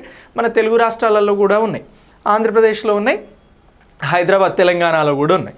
సో ఇలా ఈ డిఆర్డిఓకి సంబంధించినటువంటి సభ్యుల బృందం కూడా రక్షణ మంత్రితోటి ఇంగ్లాండ్ వెళ్ళడం జరిగింది. వెళ్ళిన తర్వాత ఇప్పుడు డిఆర్డిఓకి అలాగే బ్రిటన్కి సంబంధించి ఇంగ్లాండ్కి సంబంధించినటువంటి డిఎస్టిఎల్ అనేటువంటి ఒక సంస్థ ఉన్నది వాళ్ళకి. ఏ సంస్థ అని అంటున్నాం? డిఎస్టిఎల్ అని అంటున్నాం. డిఎస్టిఎల్ అని అంటే ఏమిటి సార్ అని అంటే ఇది defence science and technology laboratory అని అంటున్నాం డిఫెన్స్ సైన్స్ టెక్నాలజీ ల్యాబొరేటరీ అని అంటున్నాం. ఇది బ్రిటన్కి సంబంధించింది. సో ఇది ఇండియాకి సంబంధించింది డిఫెన్స్ రీసెర్చ్ డెవలప్మెంట్ ఆర్గనైజేషన్. ఈ రెండింటి మధ్యన ఎల్ఓఏ అనేది జరిగింది ఎల్ఓఏ అనేది జరిగింది. ఎల్ఓఏ అంటే ఏంటి అని అంటే సింపుల్ లెటర్ ఆఫ్ ఆథరైజేషన్ అని అంటాం. అంటే ఒక ఒప్పంద పత్రమే, ఇది కూడా ఒప్పందం లాంటిదే. ఎంఓయు అని అంటే మెమోరాండమ్ ఆఫ్ అండర్స్టాండింగ్, అది కూడా ఒప్పందమే. లెటర్ ఆఫ్ ఆథరైజేషన్ అన్నా కూడా ఒప్పందమే. ఇటీవల డిఫెన్స్ మినిస్టర్ బ్రిటన్లో పర్యటించినప్పుడు, ఇంగ్లాండ్కి వెళ్ళినప్పుడు దీనికి సంబంధించి డిఆర్డిఓకు ఎవరితో ఒప్పందం కుదిరింది అని అడుగుతారు. సో అక్కడ ఉన్నటువంటి డిఫెన్స్ మినిస్టర్ అని ఇవ్వచ్చు, లేకపోతే ఇతర అంశాలు ఇవ్వచ్చు. బట్ మీ ఆన్సర్ పక్కాగా డిఎస్టిఎల్ అని చెప్పాలి. Defence science and technology laboratory అనేటువంటిది ఇంగ్లాండ్కి సంబంధించినటువంటిది. సో ఇలా దీనితో ఒప్పందం కుదిరింది అనేటువంటి అంశాన్ని మనం గుర్తుంచుకోవాల్సి ఉంటుంది సో ఈ ఒప్పందం ప్రకారం వీరు ఏం చేయబోతున్నారు అని అంటే డిఫెన్స్కి సంబంధించినటువంటి పరిశోధనలు ఏవైతే R&D అని అంటారు రీసెర్చ్ అండ్ డెవలప్మెంట్ అనేది మీ ఎగ్జామ్లో ఉంటే మీరు 100% సక్సెస్ అవుతారు. ఒక అంశాన్ని తీసుకున్నప్పుడు దానికి సంబంధించినటువంటి బ్యాక్గ్రౌండ్ కానీ, చారిత్రాత్మక నేపథ్యం కానీ, ఇతర అంశాలు కానీ ఏవైతే ఉంటాయో వాటిని అంతా కూడా ఒక షార్ట్ నోట్స్ లాగా తయారు చేసుకున్నారనుకోండి, ఏమవుతుంది అంటే ఆ విషయానికి సంబంధించిన సమగ్ర అంశం తెలుస్తుంది. తెలిసినప్పుడు దాన్ని మర్చిపోవడానికి అవకాశం ఉండదు. ఇక చదువుకుంటూ వెళ్తే నువ్వు చదివినంతసేపు హాయిగా అనిపిస్తుంది, చదివిన తర్వాత మర్చిపోతావు. సో ఎక్కడో నీ సబ్కాన్షియస్ మైండ్లో కొన్ని అంశాలు గుర్తుంటాయి, కానీ కాన్సెప్ట్ వైజ్గా నేర్చుకున్నాం అనుకో అన్ని అంశాలు గుర్తుంటాయి. ఇదే కాన్సెప్ట్ వైజ్గా చదివినాం అనుకో ఎగ్జామ్లో సక్సెస్ అవుతావు. దాన్నే సింపుల్గా రీసెర్చ్ అండ్ డెవలప్మెంట్ అని అంటున్నాం. ఇలా ప్రతి దేశం కూడా ఎదిగేందుకోసం ఏం చేస్తుంది అంటే రీసెర్చ్ అండ్ డెవలప్మెంట్ చేస్తుంది. అలానే ఇప్పుడు DRDO DSTL కూడా రీసెర్చ్ అండ్ డెవలప్మెంట్ ఇరు దేశాలకి సంబంధించినటువంటి డిఫెన్స్ ఇతర సైంటిఫిక్గా అవసరమైనటువంటి అన్ని అంశాల పైన కూడా నాలెడ్జ్ని షేర్ చేసుకోబోతా ఉన్నారు. సో ఇలా ఈ అంశం అనేది మీకు ఎగ్జామినేషన్ పాయింట్ ఆఫ్ వ్యూలో వెరీ వెరీ ఇంపార్టెంట్ రా, ఇంటర్నేషనల్ రిలేషన్స్ పాయింట్ ఆఫ్ వ్యూలో. సరే, ఎలాగో మనం బ్రిటన్ గురించి ఇంగ్లాండ్ గురించి మాట్లాడుతూ ఉన్నాం కాబట్టి ఒక క్వశ్చన్ అడుగుతా. ఇటీవల వచ్చినటువంటి నివేదికల ప్రకారం భారతదేశంలో 8వ స్థానంలో పెట్టుబడులు, FDI పెట్టుబడులు, ఫారెన్ డైరెక్ట్ ఇన్వెస్ట్మెంట్స్కి సంబంధించి బ్రిటన్ స్థానం ఎంత అని చెప్పేసి నేను ఒక క్వశ్చన్ అడుగుతా ఉన్నా. మీకు ఏమైనా తెలిస్తే ఆన్సర్ చేయండి. ఇప్పుడు బ్రిటన్కి మనకి మంచి సంబంధాలు ఉన్నాయి కాబట్టి రాజ్నాథ్ సింగ్ గారు అక్కడికి వెళ్ళి డిఫెన్స్ రిలేటెడ్ ఒప్పందాలను చేసుకోవడం జరిగింది. రాజ్నాథ్ సింగ్ గారితో మన దేశంలో ప్రముఖమైనటువంటి సంస్థ డిఫెన్స్ రిలేటెడ్గా DRDO కూడా వెళ్ళి ఒప్పందాలు చేసుకున్నాం. అయితే ఇప్పుడు నా క్వశ్చన్ ఏంది అని అంటే, భారతదేశానికి సంబంధించి FDIs, ఫారెన్ డైరెక్ట్ ఇన్వెస్ట్మెంట్స్, విదేశీ ప్రత్యక్ష పెట్టుబడులు అనేవి వస్తూ ఉన్నాయి. వేర్వేరు దేశాల నుంచి పెట్టుబడిదారులు వచ్చి ఇక్కడ పెట్టుబడులు పెడతా ఉన్నారు. అయితే 8వ స్థానంలో బ్రిటన్ అనేది ఉన్నది అని నేను ఒక క్వశ్చన్ అడుగుతా ఉన్నా. వెరీ గుడ్, అంతేనా? ఇంకెవరు ఆన్సర్ చేయరా? నేను క్వశ్చన్ అడిగినప్పుడు మిమ్మల్ని ఏమని అంటున్నా, నేనే ఎక్కువసేపు చెప్తా ఉన్నా కదా, మిమ్మల్ని అప్పుడప్పుడు క్వశ్చన్ అడుగుతా ఉన్నా. మీరు మరి ఎట్లా పార్టిసిపేట్ చేయాలి? చాలా వేగంగా పార్టిసిపేట్ చేయాల్సి ఉంటుంది, చేయాలి కూడా. సో ఇప్పుడు మనం భారతదేశానికి సంబంధించి బ్రిటన్కి సంబంధించినటువంటి కొన్ని చారిత్రాత్మక అంశాల గురించి మాట్లాడితే, బ్రిటన్ వాళ్ళు మన దేశానికి వచ్చి వ్యాపారం అని చెప్పి మనల్ని ఒక 200 ఏళ్ళు సుదీర్ఘంగా పరిపాలన చేయడం జరిగింది. మనల్నే కాదు, ప్రపంచంలో రవి అస్తమించని సామ్రాజ్యంగా ఒక వెలిగిరు. ఇక మొన్నటికి మొన్న ఆర్థిక సమస్యలు వచ్చి ఇప్పుడు రిషి సునక్ మన దేశం నుంచి వెళ్ళి అక్కడ సెటిల్ అయినటువంటి వారి కుటుంబానికి అక్కడి నుంచి వచ్చిన అతనే ఇప్పుడు ప్రధానిగా ఉన్నాడు బ్రిటన్కి సంబంధించి. అయితే ఈ బ్రిటన్కి సంబంధించి చారిత్రాత్మక నేపథ్యంలో మాట్లాడాల్సి వస్తే ఈ అంశాలను మాట్లాడాల్సి ఉంటుంది. ఇప్పుడు నేను అడిగినటువంటి క్వశ్చన్ అనేది ప్రస్తుతానికి ఉన్నటువంటి స్టాటిస్టిక్ పాయింట్ ఆఫ్ వ్యూలో మాట్లాడితే FDI పెట్టుబడులు భారతదేశంలో పెడుతున్నటువంటి 6వ స్థానంలో ఉన్న దేశమే మనకి బ్రిటన్ రా. బ్రిటన్ అనేది మనకు 6వ స్థానంలో భారతదేశంలో పెట్టుబడులు పెడుతూ, విదేశీ ప్రత్యక్ష పెట్టుబడులను పెడుతూ ఇక్కడ గుర్తింపు తెచ్చుకోవడం జరిగింది. ఇలా మనం ఈ 6వ స్థానం అనేటువంటి అంశాన్ని బ్రిటన్కి ఇవ్వాల్సి ఉంటుంది, ఇది గుర్తుంచుకోండి. ఓకే, ఇక నెక్స్ట్ వ్యూహాత్మకంగా అంటే ఇప్పుడు భారతదేశానికి ఒక సమస్య వచ్చింది, దెన్ లేదు అని అంటే బ్రిటన్కి కూడా ఏదైనా ఒక సమస్య వచ్చింది అని అనుకుందాం. అది రక్షణపరమైనటువంటిది, వ్యూహాత్మకమైనటువంటిది, ఇరు దేశాలకి సంబంధించి. దీనికి సంబంధించిన అప్గ్రేడేషన్ అనేది జరిగిందిరా. సో బ్రిటన్కి భారత్కి వ్యూహాత్మకమైనటువంటి అంశాలలో సపోర్ట్ చేసుకునేందుకు ఎప్పుడు ఈ స్ట్రాటజీకి సంబంధించి ఒప్పందం కుదిరింది అని అడుగుతారు. అలా అడిగారు అనుకోండి, ఇప్పుడు బ్రిటన్కి మనకి సంబంధించినటువంటి అంశాలను గురించి ఒకసారి మాట్లాడదాం రా. బ్రిటన్ భారత్ సంబంధాలు అని గుర్తుంచుకోండి. ఒక 4-5 అంశాలు చెప్తా, ఇవి ఇంపార్టెంట్. ఎందుకు అని అంటే మనం చాలా ఇన్డెప్త్ అనాలిసిస్ తోటి నేర్చుకుంటున్నాం కాబట్టి. ఒకవేళ ఇటీవల రాజ్నాథ్ సింగ్ గారు వెళ్ళారు, భారత్కి బ్రిటన్కి ఉన్నటువంటి సత్సంబంధాల గురించి ఓ స్టేట్మెంట్ లెవెల్లో క్వశ్చన్ అడిగారు అనుకోండి, మీరు ఆన్సర్ చెప్పాల్సి ఉంటుంది. ఫస్ట్ చారిత్రాత్మకంగా పరిశీలిస్తే ఏంటి అని అంటే, వీరు భారత్ని పరిపాలించడం జరిగిందిరా. ఎంత అని అంటున్నాం, భారత్ను పరిపాలన చేసిరు. సో ఈ పరిపాలనకి సంబంధించి ఎన్ని వందల ఏళ్ళు చేసిరంటే ఒక 200 సంవత్సరాలను చేయడం జరిగింది. ఓకే, సో ఇలా ఈ అంశాన్ని గుర్తుంచుకోవాల్సి ఉంటుంది. ఇక రెండో అంశం ఏంటి అని అంటే, బ్రిటన్కి మనకి సంబంధించి వ్యూహాత్మకమైనటువంటి భాగస్వామి అంటే స్ట్రాటజికల్ పార్ట్నర్గా. సో ఎప్పుడు బ్రిటన్ భారత్కి మారింది అని అంటే వ్యూహాత్మకమైన భాగస్వామ్యాన్ని ఎప్పుడు చేసుకున్నారు అని అంటే భాగస్వామ్య దేశాలు రెండు కూడా. సో ఇలా భద్రతకి సంబంధించి ఇతర అంశాలకి సంబంధించి ఈ అగ్రిమెంట్ అనేది 2004వ సంవత్సరంలో బ్రిటన్కి మనకి ఏర్పడిందిరా. ఇది గుర్తుంచుకోండి, వెరీ వెరీ ఇంపార్టెంట్. బ్రిటన్కి మనకి సంబంధించి చాలా అంశాలను మనం ఇంటర్నేషనల్ రిలేషన్స్ పాయింట్ ఆఫ్ వ్యూలో మాట్లాడుతూ ఉంటాం. ఇక నెక్స్ట్ మూడవ అంశం ఏంటి అని అంటే, భారతదేశం అనేది కామన్వెల్త్ నేషన్స్కి సంబంధించినటువంటి సభ్య దేశం రా. ఇప్పుడు కామన్వెల్త్ అంటే ఏమిటి అని అంటే ఏం లేదు, నేను ఇంతకుముందు ఒక అంశం చెప్పిన, కామన్వెల్త్ నేషన్లో భారత్ అనేది ఒక సభ్య దేశంగా ఉన్నది. ఈ బ్రిటిష్ వాడు ఏం చేసిండు, ప్రపంచంలో ఉన్నటువంటి చాలా దేశాలను పరిపాలించిండు, రవి అస్తమించని సామ్రాజ్యాన్ని ఏర్పాటు చేసుకున్నాడు కదా. అలా ఏర్పాటు చేసుకొని కొన్నేళ్ళు పరిపాలించిన తర్వాత వాళ్ళకి స్వతంత్రం ఇండిపెండెన్స్ ఇస్తూ వెళ్ళిపోయింది కదా. అలా వదిలిపెట్టి వెళ్ళిపోయినటువంటి వాడు పరిపాలించినటువంటి అన్ని దేశాలను కామన్వెల్త్ ఒక కూటమిని క్రియేట్ చేసిండు. మిమ్మల్ని మేము ఒకప్పుడు పరిపాలించినాం, సో ఇప్పుడు మేము మీకు స్వతంత్రం ఇచ్చి వెళ్తా ఉన్నాం, ఫ్యూచర్లో మీ దేశాలకి సంబంధించినటువంటి అభివృద్ధి కానీ ఇతర అంశాలలో మేము పాలు పంచుకుంటాము అని చెప్పేసి ఏర్పాటు చేసినటువంటి కూటమే కామన్వెల్త్ నేషన్స్కి సంబంధించినటువంటి కూటమిరా. సో ఈ కూటమిలో భారత్ అనేది సభ్యదేశంగా ఉన్నది అనేటువంటి అంశాన్ని మీరు గుర్తించాల్సి ఉంటుంది. ఇది కూడా ఒక ఇంపార్టెంట్ అంశం. ఇక నెక్స్ట్ దీని తర్వాత మనం ఇంతకుముందు ఒక అంశం చెప్పినాం, భారత్లో పెడుతున్నటువంటి ఎఫ్డిఐకి సంబంధించినటువంటి పెట్టుబడులలో ఇప్పుడు బ్రిటన్ది ఎన్నవ స్థానం సార్ అని అంటే 6వ స్థానము అని అంటున్నాం. ఇది కూడా గుర్తుంచుకోండి. ఇవన్నీ మీకు స్టేట్మెంట్ లెవెల్లో క్వశ్చన్స్ వచ్చినాయి అనుకోండి, ఈజీగా ఆన్సర్ ఇవ్వాలి. ఇక నెక్స్ట్ దీని తర్వాత మరొక అంశం ఏమిటి అని అంటే 2001లో యూకేలో జనాభా లెక్కలు జరిగినాయిరా. ఏం జరిగినాయి అని అంటున్నాం, సెన్సస్కి సంబంధించినటువంటి లెక్కలు జరిగినాయి.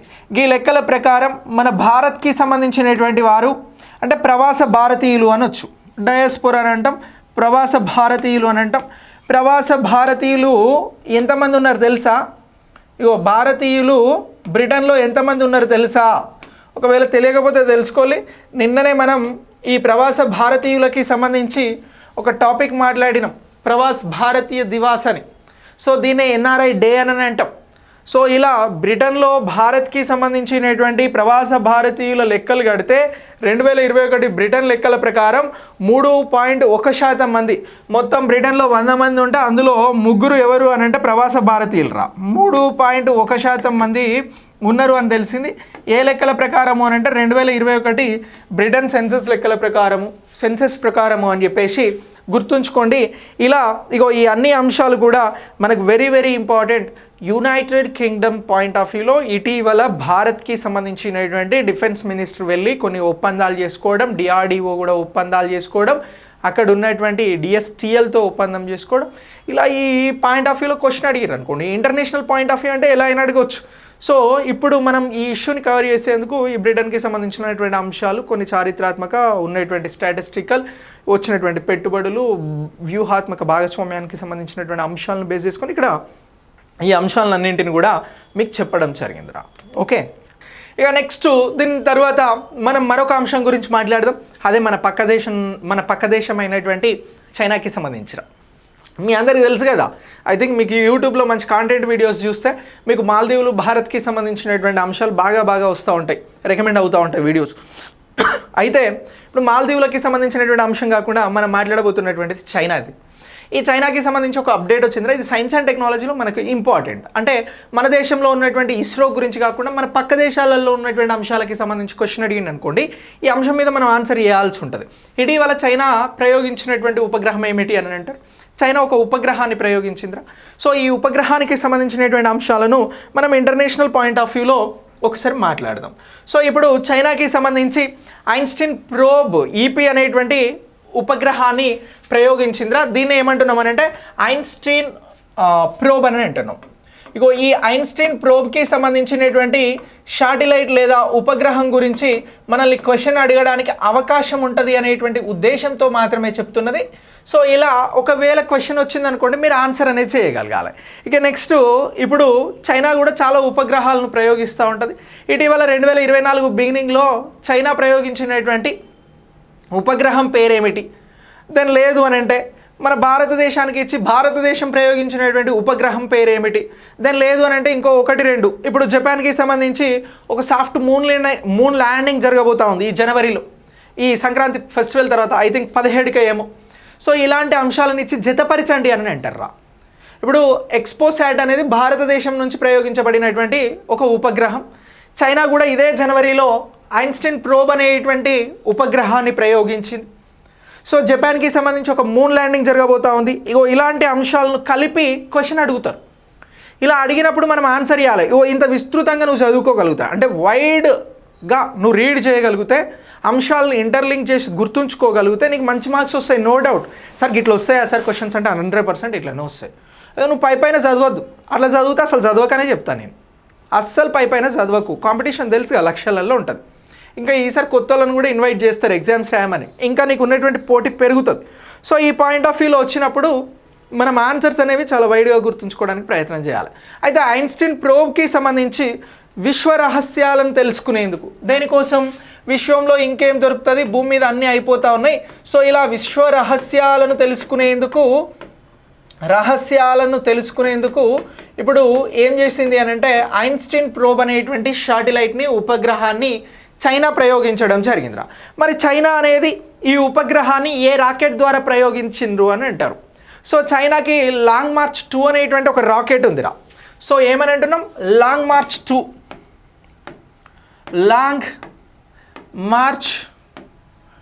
2 అనేటువంటి రాకెట్ ద్వారా ఇగో ఈ ఐన్స్టీన్ ప్రోబ్ అనేటువంటి ఉపగ్రహాన్ని ప్రయోగించడం జరిగిందిరా.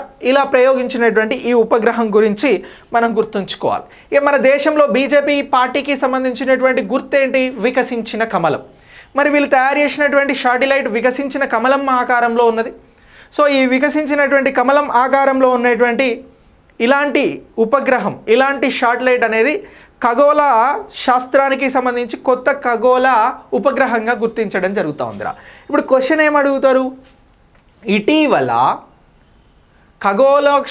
ఖగోళానికి సంబంధించినటువంటి కొత్త ఉపగ్రహం, డిఫరెంట్ ఉపగ్రహం ఏ విధంగా రూపొందించబడింది, ఏ దేశం రూపొందించింది అని అడుగుతారు. అలా అడిగితే మనం ఈ చైనా గురించి చెప్పాలి. సో ఇక్కడ ఏమని అంటున్నాం, కొత్త రకమైనటువంటి ఖగోళ ఉపగ్రహం అని అంటున్నాం, ఖగోళ ఉపగ్రహం అని చెప్పేసి గుర్తుంచుకోవాలి. సరే, ఎందుకుంది ఇది కొత్త రకమైనటువంటి ఖగోళ ఉపగ్రహం అని అంటున్నామనంటే ఇది వికసించిన కమలం ఆకారంలో ఉన్నది అనేటువంటి అంశాన్ని మీరు గుర్తించాలి. ఓకే, వికసించిన కమలం ఆకారంలో ఉన్నందుకు గాను కొత్త ఖగోళ ఉపగ్రహంగా ఇటీవల ఏ దేశానికి సంబంధించినటువంటి శాటిలైట్ని గుర్తించిర్రు అని అంటే చైనా అనేటువంటి ఆన్సర్ని గుర్తుంచుకోండి. మరి ఈ ఉపగ్రహం విశ్వ రహస్యాలను ఛేదించేందుకు పంపించడం జరిగింది కాబట్టి ఇందులో 2 రకాల పెలోడ్స్ని, దెన్ లేదు అని అంటే కెమెరాలు లాంటివి అమర్చడం జరిగిందిరా. ఒకటి ఏంటి అని అంటే వైడ్ ఫీల్డ్ ఎక్స్రే టెలిస్కోప్స్ని అమర్చిర్రు. దాన్ని ఏమంటున్నాము అని అంటే ఒకటి wide field X-ray telescope.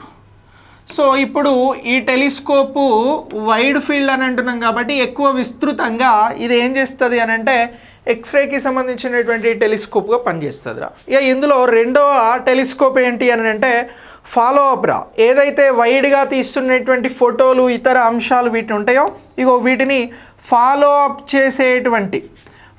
Up చేయడము అని అంటే నిన్న ఏం చదివిర్రు, ఏం క్లాస్ విన్నారని నేను క్వశ్చన్ అడిగిన, అది ఫాలో అప్ ఎక్స్రే టెలిస్కోప్ అనేది ఇందులో మరొక టెలిస్కోప్ని అమర్చడం జరిగిందిరా.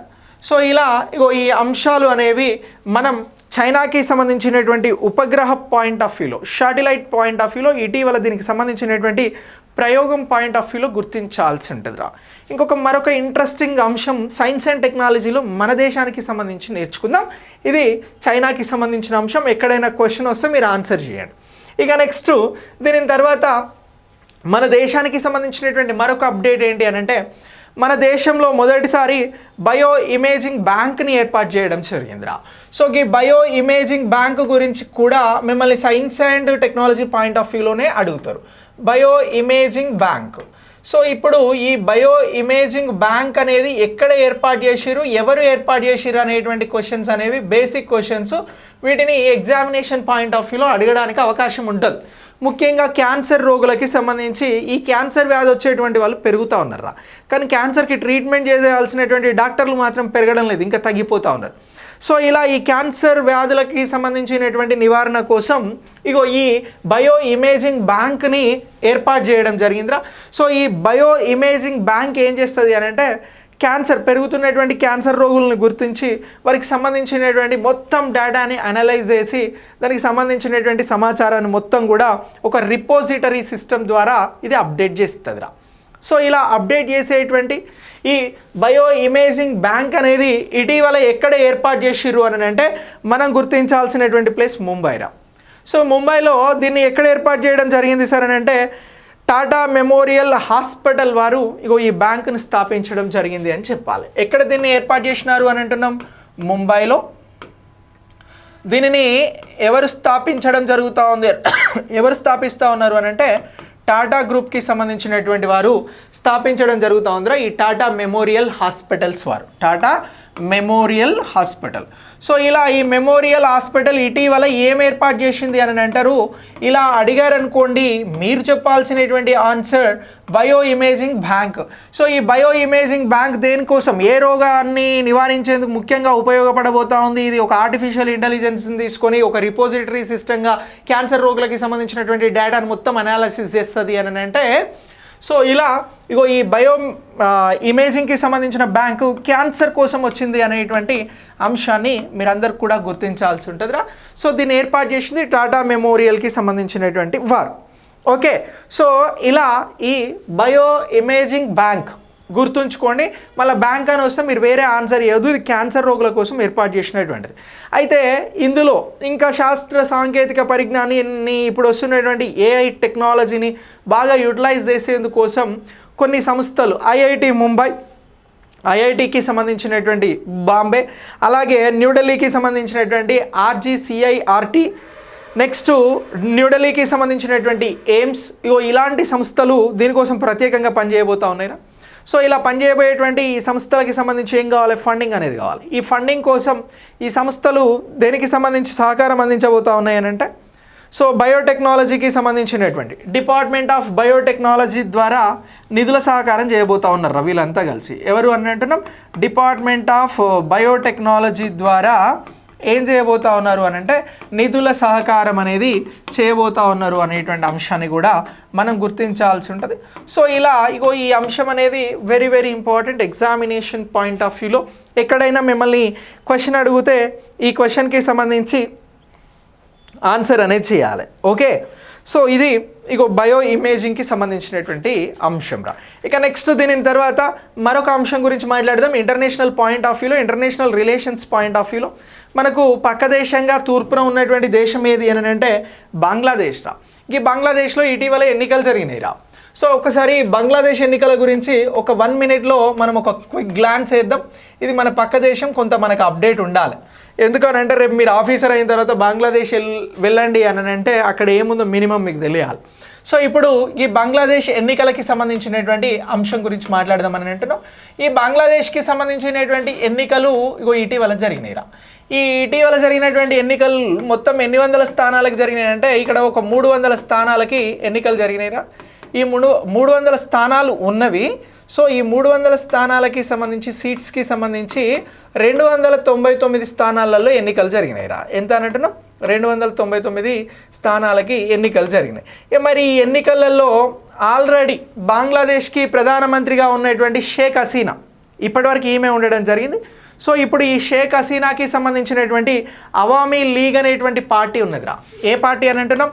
షేక్ హసీనా పార్టీ. ఈమె ఆల్రెడీ బంగ్లాకి సంబంధించిన ప్రధాని. షేక్ అవామీకి సంబంధించినటువంటి పార్టీ షేక్ హసీనా రా, అవామీ కాదు. షేక్ హసీనాకి సంబంధించినటువంటి పార్టీ అవామీ లీగ్ రా. ఏ లీగ్ అని అంటున్నాం? అవామీ లీగ్. సో ఇప్పుడు ఈ అవామీ లీగ్కి సంబంధించి పార్టీ గెలవడం జరిగింది. మొత్తం 200 సీట్లు వీరే గెలిచిర్రా. ఎవరు గెలిచిర్రు? అవామీ లీగ్ గెలిచింది. సో దీంతో మళ్ళీ షేక్ హసీనా గారు ఏం కాబోతా ఉన్నారు అని అంటే బంగ్లాదేశ్కి సంబంధించినటువంటి ప్రధానమంత్రిగా బాధ్యతలను తీసుకొని పోతా ఉన్నారు. సో ఇలా బాధ్యతలు తీసుకోవడం అనేది వరుసగా ఎన్నోసారి అని అడుగుతారు. సో వరుసగా ఎన్నోసారి అని అంటే 4వసారి రా.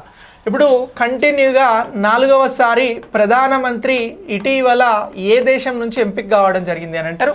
అప్పుడు మీరు చెప్పండి బంగ్లాదేశ్. వారు ఎవరు అని అంటే షేక్ హసీనా. ఆమె పార్టీ ఏమిటి అంటే అవామీ లీగ్. సో ఇలా ఈ అంశాలని చెప్పాలి.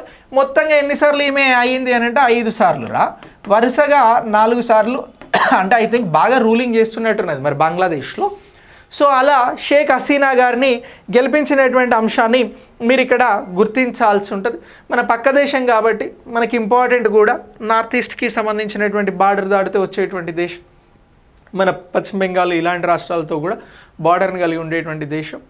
సో ఇలా ఇగో ఈ షేక్ హసీనాకి సంబంధించి అవామీ పార్టీ గెలిచినటువంటి అంశాన్ని జస్ట్ గుర్తుంచుకోండి. ఓకే, అంతకుమించి పెద్దగా ఎక్కువ ఏం అవసరం లేదు, జస్ట్ అడగడానికి అవకాశం ఉంటుంది. ఇక నెక్స్ట్ దీని తర్వాత హఫీజ్ సయ్యద్ గురించి మాట్లాడదాం రా. ఈ హఫీజ్ సయ్యద్ అనేటోడు ఎవడు అని అంటే బాంబే పేలుళ్ళకి సంబంధించినవాడు రా. బాంబేలో జరిగినటువంటి పేలుళ్ళు ఉన్నాయి కదా, సో ఈ పేలుళ్ళకి సంబంధించి బాంబే పేలుళ్ళకి సంబంధించినటువంటి కుట్రదారుడు, ఈ పేలుళ్ళకి ప్రధాన సూత్రధారి. సో ఇప్పుడు బాంబే పేలుళ్ళకి సంబంధించి కుట్రధారిగా సూత్రధారిగా ఉన్నటువంటి వాడే హఫీజ్ సయీద్ రా. ఏం పేరు అని అంటున్నాం? హఫీజ్ సయ్యద్. సో ఇప్పుడు ఈ హఫీజ్ సయ్యద్కి సంబంధించి ఏం జరిగింది అని అంటే వీడికి ఆల్రెడీ ఉగ్రవాదానికి సంబంధించినటువంటి అంశాలలో చాలా యాక్టివ్గా ఉన్నాడు అని చెప్పేసి 78 ఏళ్ళ శిక్షను ఖరారు చేసినాము అని చెప్పేసి ఎవరు చెప్పారు అని అంటే ఐక్యరాజ్య సమితి చెప్పిందిరా. ఇటీవల ఐక్యరాజ్య సమితి వెల్లడించినటువంటి వివరాల ప్రకారం ఎవరికి 78 సంవత్సరాల శిక్ష పడింది అని అడుగుతారు. మీరు చెప్పాల్సినటువంటి పేరు హఫీజ్ సయీద్. ఈ అంతర్జాతీయంగా ఉగ్రవాదులకి సంబంధించినటువంటి కార్యకలాపాలలో పాల్గొనడం, వాటికి సంబంధించిన టెర్రరిస్ట్ అమౌంట్స్, ఇతర కార్యక్రమాలన్నింటికి సంబంధించి అంటే చేయాల్సిన అన్ని పనులకి, గలీజ్ పనులకి అన్నింటికి సంబంధించి 78 సంవత్సరాల శిక్ష ఖరారు చేసినాము అని చెప్పేసి చెప్పిర్రు. సో మరి ఈ 78 సంవత్సరాల శిక్షణ గురించి ఎవరు చెప్పిర్రు అని అంటే ఐక్యరాజ్య సమితి, యునైటెడ్ నేషన్స్ చెప్పిందిరా. సో అయితే భారత్ ఏమని అంటుంది అని అంటే ఈ హఫీజ్ సయ్యద్ అనేటువంటి కొంచెం మాకు ఇవ్వండి, సో మాకు అప్పచెప్తే కొన్ని అంశాలలో విచారణ చేయాలి అని చెప్పేసి చెప్పిందిరా. ముఖ్యంగా ఉగ్ర నిధులకి సంబంధించి ఉన్నటువంటి కేసులు కానీ ఇలాంటి కేసులు ఉన్నాయి. అయితే ఆల్రెడీ శిక్ష పడ్డది. ఈ శిక్ష అనేది 2020 నుంచే స్టార్ట్ అయింది అని చెప్పింది. ఈ శిక్ష ఎప్పటి నుంచి స్టార్ట్ అయింది? 2020 ఫిబ్రవరిలోనే ఈ శిక్ష స్టార్ట్ అయిపోయింది. ఇంకా మీకు ఇచ్చేది లేదు. ఆల్రెడీ శిక్షను ఎక్కడ అనుభవిస్తున్నాడు అనే డౌట్ రావచ్చు. పాకిస్తాన్లో అనుభవిస్తున్నాడు అని చెప్పింది ఐక్యరాజ్య సమితి. సో ఇది హఫీజ్ సయ్యద్కి సంబంధించి బాంబే పేలుళ్లలో కీలకమైనటువంటి కుట్రధారి, సూత్రధారిగా ఉన్నటువంటి హఫీజ్ సయ్యద్కి ఇటీవల శిక్ష పడింది అని చెప్పేసి ఐక్యరాజ్య సమితి వెల్లడించింది అని అంటే 78 సంవత్సరాల శిక్ష పడింది అనేటువంటి అంశాన్ని గుర్తుంచుకోండి. ఇఫ్ ఏమైనా అడిగితే మనకు ఉపయోగపడేటువంటి అంశం. సో ఇది ఈరోజు నేను మీకు అందిస్తున్నటువంటి క్లాస్ రా. ఈ క్లాస్ ద్వారా మనం కొన్ని ముఖ్యమైనటువంటి అంశాలు మాట్లాడినాం. చాలామంది లేట్గా వచ్చారు, బట్ ఒకసారి నేను అవేంటి అనేది మళ్ళీ చెప్పే ప్రయత్నం చేస్తా, వెరీ షార్ట్ అండ్ స్వీట్గా. సో భారతదేశానికి సంబంధించి గోదావరి కృష్ణా బేసిన్ అనేటువంటి ఒక బేసిన్ ఉన్నదిరా. ఈ బేసిన్లో అపారమైనటువంటి చమురు నిక్షేపాలు ఉన్నాయి, హైడ్రోకార్బన్స్ ఉన్నాయి. వీటిని వెలికితీసేందుకు ఓఎన్జీసీ అనేటువంటి సంస్థ, ఆయిల్ అండ్ గ్యాస్కి సంబంధించినటువంటి సంస్థ, భారతదేశంలో అత్యున్నత సంస్థ. ఇది మహారత్న హోదా కలిగినటువంటి సంస్థ. దీనికి ఒక ప్రాజెక్ట్ ఉంది కృష్ణా గోదావరి బేసిన్లో. ఆ ప్రాజెక్ట్నే KWD 98/2 అనేటువంటి ప్రాజెక్ట్ పేరుతో పిలుస్తూ ఉన్నాం. ఇక్కడ నుంచి ఇప్పుడు ఆఫ్షోర్ డ్రిల్లింగ్ పద్ధతి ద్వారా పెట్రోలియంని వెలికి తీస్తూ ఉంది. అసలు ఆఫ్షోర్ డ్రిల్లింగ్ అని అంటే ఏమిటి అని అంటే యంత్రాల ద్వారా పెట్రోల్ని వెలికి తీయడాన్ని, లోతైనటువంటి డీప్ సీ నుంచి ఆ నిక్షేపాలను బయటికి తీసుకురావడాన్నే ఆఫ్షోర్ పద్ధతి అని అంటారు. ఇంతకు మించి ఏం లేదు. ఓకే, సో దీనివల్ల ప్రాముఖ్యత ఏంటి, ప్రాముఖ్యత లేకపోవడం ఏంటి అనేటువంటి అంశాలను మనం చాలా క్లియర్గా చెప్పడం జరిగింది. ఓకే, ఇక నెక్స్ట్ దీని తర్వాత రెండో అంశంగా ఏం మాట్లాడినాం సార్ అని అంటే మనం ల్యాండ్ పోర్ట్స్ గురించి మాట్లాడినాం. భారతదేశంలో land ports authority of India అనేది ఒక నివేదికనిచ్చి, ఈ నివేదికకి సంబంధించినటువంటి అంశాలు అనేవి మనకి ఎగ్జామినేషన్ పాయింట్ ఆఫ్ వ్యూలో ఎలా ఉపయోగపడతాయి, భారతదేశానికి సరిహద్దు దేశాలు ఎన్ని ఉన్నాయి, ఎన్ని కిలోమీటర్ల మీద ఈ ల్యాండ్ పోర్ట్స్ అనేవి వచ్చినాయి. ప్రస్తుతం భారతదేశంలో 11 ఉన్నాయి. ఇప్పుడు కొత్తగా ఇచ్చినటువంటి నివేదిక ఫ్రేమ్వర్క్లో ఏం చెప్పింది అని అంటే ఈ ల్యాండ్ పోర్ట్స్కి సంబంధించినటువంటి వాణిజ్యాన్ని, పర్యాటక రంగాన్ని మరింత అభివృద్ధి చేయవచ్చు అని చెప్పింది. ఈ అంశాన్ని గుర్తుంచుకోవాలి.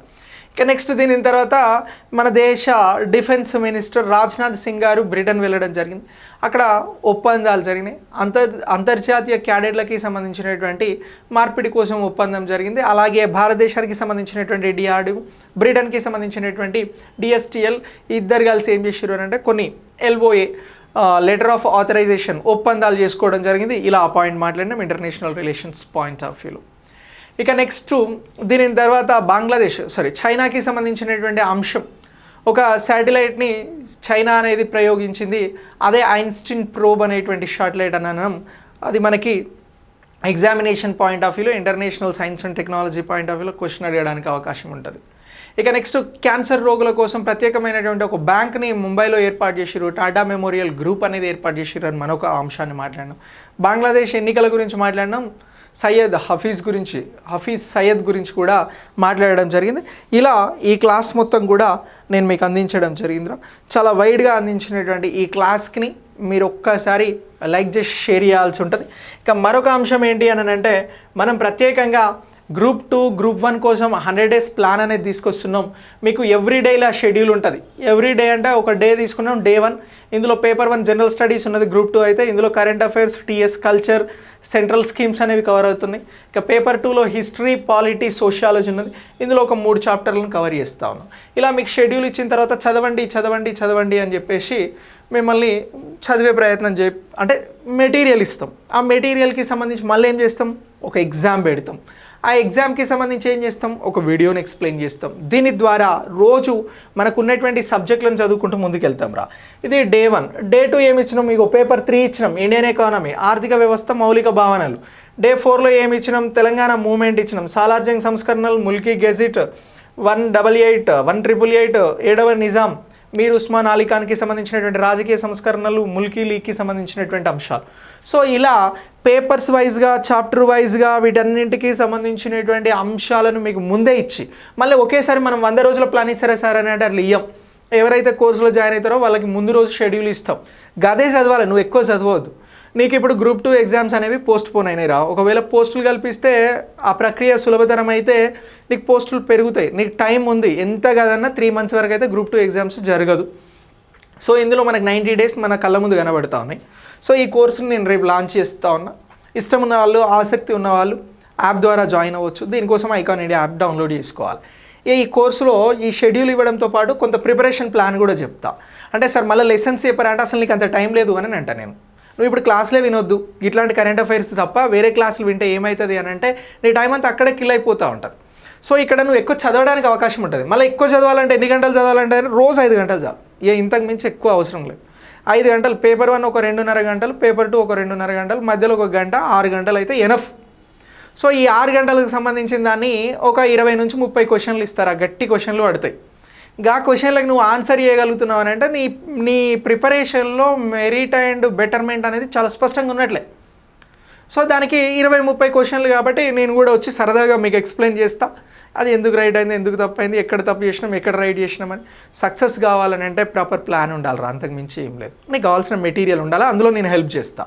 దానికి తోడు ఎగ్జామ్స్ అనేవి, ప్రాక్టీస్ ఎగ్జామ్స్ అనేవి చాలా చాలా ఇంపార్టెంట్. అయితే చాలా యాప్లలో చాలా ఎగ్జామ్స్ ఉన్నాయి. వాటిని ఈ సబ్జెక్ట్కి సంబంధించిన ఎగ్జామ్ ప్రాపర్ క్వశ్చన్స్ పడుతున్నాయా లేదా అనేది ఇక్కడ ఇంపార్టెంట్. సో ఇలా ఎగ్జామ్ కూడా రాస్తాం. నేను చదువుతా, మీరు కూడా చదవాలి. అఫ్కోర్స్ నాకు కూడా జాబ్ రావచ్చు, మీకు కూడా రావచ్చు. సో ఇక్కడ ఏమవుతుంది అని అంటే విన్ టు విన్ పాలసీ రా. సో దీనికి సంబంధించి చాలామంది ఈ 6 నెలలు చదవలే, అది నాకు తెలుసు సార్. లేదు నేను రెగ్యులర్గా చదువుతానని అంటే నువ్వు నిజంగా గ్రేటే నా దృష్టిలో. సో ఇప్పుడు ఈ 6 నెలలు, ఇంతకు ముందు సంవత్సరం ఇదంతా వదిలేయి. సో ఇప్పుడు గ్రూప్ 1 రాబోతుంది మీకు. ఫిబ్రవరిలో గ్రూప్ 1 నోటిఫికేషన్ కూడా వస్తుంది. దానికి కూడా మనం పేపర్ 1 ప్రిలిమ్స్కి సంబంధించి సేమ్ ఇదే మెథడ్లో, ఇదే విధానంలో మీకు with material, with updated current affairs అన్నీ కవర్ అయ్యేలాగా నేను చూసుకుంటా. ఇక నేను వేరే ఏం పనులు పెట్టుకోదలుచుకోలే, క్లాసులు ఏం లేదు. రోజు ఒక కరెంట్ అఫైర్స్, పొద్దున ఎంసీక్యూస్, అంటే ఎగ్జామ్ పెడితే దానికి సంబంధించిన ఎంసీక్యూస్. సో ఇలా దీనికి సంబంధించి మనం అంతా ప్రిపేర్ అవ్వాల్సి ఉంటుంది. చాలా అద్భుతమైన ప్రణాళిక. మీకు ఇక్కడ చూస్తే ఎలా అనిపిస్తుందో నాకు తెలియదు, కానీ ఇప్పుడు మనకి కొంచెం కొంచెం పెడితే ఎక్కువ తింటాం రా. బేసిక్ ఇది హ్యూమన్ సైకాలజీ. నీ ముందు ఒకేసారి ఇన్ని తీసుకొచ్చి పెట్టిరనుకో తినలేవు. ఇప్పుడు మనం అన్ని బుక్స్ ముందేసుకుంటే ఏమవుతుంది అని అంటే కొంచెం చికాగా వస్తుంది. రేపేదో హనుమాన్ మూవీ రిలీజ్ అవుతుంది, తర్వాత గుంటూరు కారం రిలీజ్ అవుతుంది, తర్వాత సైంధవ రిలీజ్ అవుతుంది. మనం ఎటేటో వెళ్ళిపోవడానికి అవకాశం ఉంటుంది. అంటే డీవియేషన్స్ ఎలా జరుగుతున్నాయి అనేది చెప్తున్నాను. ఇక నేను ఏమంటున్నా, రోజు 4 నుంచి 5 గంటలు ప్రాపర్గా చదవడం మొదలుపెట్టినావు అనుకో, 30 రోజుల తర్వాత నువ్వు పక్కకు జరగమన్నా జరగవు. రోజు 10 గంటలు చదువుతావు. ఫస్ట్ అది అలవాటు కావడం కోసం మనం ఇలాంటి విధానాన్ని తీసుకొస్తున్నాం. Thank you Chaitanya Prabha. So ఇలా ఈ గ్రూప్ 1కి సంబంధించి, గ్రూప్ 2కి సంబంధించి రేపు 2 కోర్సులు కూడా మీకు అవైలబుల్గా ఉంటాయి. 22 జనవరి నుంచి ఈ కోర్సులకి సంబంధించి ఇవి ప్రారంభమవుతాయి. సో ఇలా ప్రారంభమయ్యేటువంటి ఈ కోర్సులలో మీరు జాయిన్ అవ్వాలనుకుంటే జాయిన్ అవ్వండి.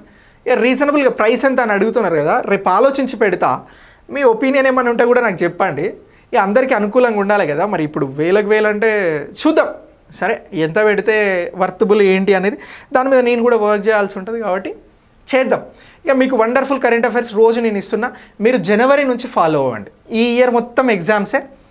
మనకి ఈ సంక్రాంతి తర్వాత టీఎస్పీఎస్సీ బోర్డ్ చైర్మన్ వస్తాడు ఈ రోజు ఉన్నటువంటి అప్డేట్ ప్రకారం. మనకు ఫిబ్రవరిలో కాంగ్రెస్ జాబ్ క్యాలెండర్లో గ్రూప్ 1 ఇస్తా అని చెప్పింది. ఇప్పుడు గ్రూప్ 1 నోటిఫికేషన్కి సంబంధించి ప్రీవియస్గా జరిగినటువంటి ఎగ్జామ్స్ కోసం వాళ్ళు ఎక్సర్సైజ్ చేసి గ్రూప్ 1 ఇస్తారు. ఇచ్చినప్పుడు నువ్వు రెడీగా ఉన్నావా లేదా అని అంటే మళ్ళీ నీకు 3 months టైం ఇస్తాడు. సో ఇప్పుడు మనం తీసుకుంటున్నటువంటి ప్రోగ్రాంలో నువ్వు ట్రావెల్ అయినావు అనుకో, అద్భుతంగా సక్సెస్ అవుతావు. నీకు ఇంకో ముచ్చట చెప్తా. ఇక్కడ సిలబస్ అటు ఉంటే ఆల్మోస్ట్ ఆల్ అదే ఉంటుంది, లిటిల్ బిట్ మారితే మారొచ్చు. గ్రూప్ 1కి సంబంధించిన సిలబస్ అయితే యూపీఎస్సీ లెవెల్. సో ఇప్పుడు యూపీఎస్సీ లెవెల్కి సంబంధించినటువంటి సిలబస్లో ఒక్క కరెంట్ అఫైర్స్ నీకు 4 నుంచి 5 సబ్జెక్ట్ కాదు 6 నుంచి 7 సబ్జెక్టులు కవర్ చేస్తుంది. నేను ట్రూ చెప్తున్నా, ఎలానో చెప్తా. ఫస్ట్ పాయింట్ ఏముంటుంది అని అంటే కరెంట్ అఫైర్స్కి సంబంధించి నువ్వు ఒకసారి సిలబస్ తీసి ఓపెన్ చేస్తే current affairs national, international, regional అని ఉంటుంది రా. అంటే జాతీయంగా ఏం జరుగుతుంది, అంతర్జాతీయంగా ఏం జరుగుతుంది, రాష్ట్రాలలో ఏం జరుగుతుంది అనేటువంటి అంశాలు ఉంటాయి. ఇది ఒకటి. రెండోది ఇంటర్నేషనల్ రిలేషన్స్ అని అడుగుతారా. ఇంటర్నేషనల్ రిలేషన్స్ అంటే అంతర్జాతీయ సంబంధాలు. ఇప్పుడు మనం మాట్లాడినాం. సో నిన్న గ్లోబల్ ట్రేడ్ షోకి కొంతమంది వచ్చిర్రు. అలాగే ఇప్పుడు భారత్కి సంబంధించిన డిఫెన్స్ మినిస్టర్ మీటింగ్ అయింది. ఎక్స్టర్నల్ అఫైర్స్కి సంబంధించినటువంటి ఎస్ జయశంకర్ గారు వేరే దేశం వెళ్ళి ఇంకో మీటింగ్ జరిగింది. ఇట్లాంటి ఇంటర్నేషనల్ రిలేషన్స్ పాయింట్ ఆఫ్ వ్యూలో సెకండ్ పాయింట్ ఉంటుంది. ఇక థర్డ్ అంశంగా ఏం అడుగుతారు అని అంటే science and technology latest achievements అని అంటారా. అది ఇస్రో కావచ్చు, బయోసైన్స్ కావచ్చు, కెమిస్ట్రీ కావచ్చు, ఫిజిక్స్ కావచ్చు, ఇలాంటి రిలేటెడ్గా మిమ్మల్ని ఏమడుగుతారు అని అంటే ఈ అంశాలను అడుగుతారు. ఇక నెక్స్ట్ దాని తర్వాత ఎన్విరాన్మెంటల్ ఇష్యూస్ అడుగుతారా. సో మొన్న మనం జపాన్లో భూకంపం వచ్చినప్పుడు సెండాయ్ ఫ్రేమ్వర్క్ గురించి మాట్లాడినాం. యునైటెడ్ నేషన్స్ జనరల్ అసెంబ్లీ అనేది సెండాయ్ ఫ్రేమ్వర్క్ని ఆమోదించి ఏం చెప్పింది అని అంటే విపత్తులు వచ్చినప్పుడు ఆ విపత్తులు జరగకుండా ఆపాలి, వాటికి వెంటనే నివారణ చర్యలు తీసుకోవాలి అని చెప్పింది. ఇలాంటి ఎన్విరాన్మెంటల్ ఇష్యూస్ డెవలప్మెంట్స్ మీద ఉంటాయి రా. ఒక్క కరెంట్ అఫైర్స్లో ఇవన్నీ కవర్ అవుతాయి అని చెప్తున్నా నేను. ఇక నెక్స్ట్ నీకు ఎన్ఎస్ఓ నేషనల్ స్టాటిస్టికల్ ఆఫీస్ 2019లో ఏర్పడ్డది. ఇగో ఇది అంచనాలను ఇచ్చింది, జీడిపి అంచనాలు అన్నాడు. ఇది కరెంట్ ఎకానమీరా. పాలిటీ సుప్రీంకోర్టు నిన్న బిల్కిస్ బానోకి సంబంధించిన జడ్జ్మెంట్ని ఇచ్చింది January 8న. సో ఇది కరెంట్ పాలిటీ. ఇక మీకు ఇంకా హైలైట్ అయిపోయిన కరెంట్ హిస్టరీ కూడా మాట్లాడుతున్నాం. కరెంట్ హిస్టరీ ఎక్కడిది అంటే కదంబ శాసనం అని నేను చెప్పిన మొన్న. సో అలాగే అంతకుముందు మైసూర్లో జైనులకి సంబంధించి 11వ శతాబ్దానికి సంబంధించిన 3 విగ్రహాలు దొరికినాయి. సో ఇలాంటి అంశాలన్నీ కూడా కరెంట్ అఫైర్స్లోనే కవర్ అవుతాయి. కోర్ సబ్జెక్ట్ అనేది చాలా తక్కువ. నువ్వు ప్రీవియస్గా జరిగినటువంటి ఎగ్జామ్స్ని చూడు, మళ్ళీ స్కీమ్స్, ముఖ్యంగా స్కీమ్స్. సో ఇలాంటి అంశాలన్నీ కూడా కరెంట్ అఫైర్స్లోనే కవర్ అవుతాయి రా. సో వీటినన్నింటికీ కూడా మీరు ఎగ్జాక్ట్గా కరెంట్ అఫైర్స్ క్లాస్ని బాగా ఫాలో అయ్యి మంచి కరెంట్ అఫైర్స్ అంటే కరెంట్ అఫైర్స్ మార్కెట్లో చాలామంది చెప్తున్నారు, నేను చెప్తున్నా, దానిదేముంది కానీ. సో అది దాని డెప్త్ ఎంత ఉంది, దాని విధానం ఎలా ఉంది, అది నీకు ఎంత రిసీవ్ అవుతుంది, దానికి మించి ఒక క్వశ్చన్ అడుగుతాయి. ఇప్పుడు పేపర్లో వచ్చినటువంటి అంశానికి మనం అడిషనల్ ఎక్సర్సైజ్ చేసి క్లాస్ ఇవ్వడం జరుగుతుంది. సేమ్ మీకు చదివేటప్పుడు కూడా ఆ అడిషనల్ ఎక్సర్సైజ్ అనేది ఉండాలి. సో దాన్ని నేను చేస్తా, ఈ కోర్సుల కోసం నేను చేస్తానన్నమాట. సో దానికి కొంత మనం ఫీ పెడతాం. అది 100% ఉత్తగా ఏది తీసుకోవద్దు, మీరు కూడా ఊరికే వచ్చింది ఏది తీసుకోవద్దు. సో దానికి కొంత పే చేస్తేనే మనకి భయము అవన్నీ ఉంటాయి. సో ఆ పాయింట్ ఆఫ్ వ్యూలో మీరంతా రెడీ ఉండండి. January 22nd నుంచి కోర్స్ లాంచ్ అయిపోతుంది. సో నేను ఒక 10 రోజుల ముందు నుంచి చెప్తా ఉన్నా, మన మిత్రులు మనకు సంబంధించిన వాళ్ళు ఎవరైనా ఉంటే మనం డిస్కస్ చేస్తాం కదా బేసిక్గా. సో ఆ పాయింట్ ఆఫ్ వ్యూలో మీరు అందరూ కూడా బాగా ప్రిపేర్ అవ్వండి రా, ఓకేనా. సో దీనికి సంబంధించి నా సపోర్ట్ 100% ఉంటుంది. మీరు ఎట్లా ప్రిపేర్ అవుతారు అనేది మీ ఇష్టం, నేను చెప్తా ఉంటా. సో ఇందులో కరెంట్ అఫైర్స్ అయితే మీరు మంచిగా ప్రిపేర్ అవ్వండి. January 1st నుంచి అంతకుముందు కూడా క్లాసులు చెప్పినాం. December 20 నుంచి మళ్ళీ నేను స్టార్ట్ చేసిన. మీరు ఆ క్లాసులు వినరా పక్కన పెట్టండి. January 1st నుంచి జరిగేటువంటి ప్రతి క్లాస్ వినండి. సో నేను మ్యాక్సిమం ఎంత డెప్త్ తీసుకురావాలో అంత డెప్త్ తీసుకొస్తున్నా, ఇంకా డెప్త్ తెస్తా. ఇదే ఫైనల్ అని కూడా అనను, ఇంకా డెప్త్ కంటెంట్ ఇస్తా. నువ్వు డెప్త్ నేర్చుకుంటే నష్టమే లేదు. ఎందుకు నష్టం? నీకు ఇంకెక్కువ అంశాలు తెలుస్తాయి. ఇది నీ ఎగ్జామ్కి ఎక్కువ ఉపయోగపడుతుంది. సార్ ఇంత వస్తుందా గంత వస్తుందా అంటే బరాబర్ వస్తుంది. నువ్వు పేపర్స్ ఒకసారి చెక్ చేసుకో. సో ఇదిరా ఓవరాల్గా నేను ఇస్తున్నటువంటి క్లాస్.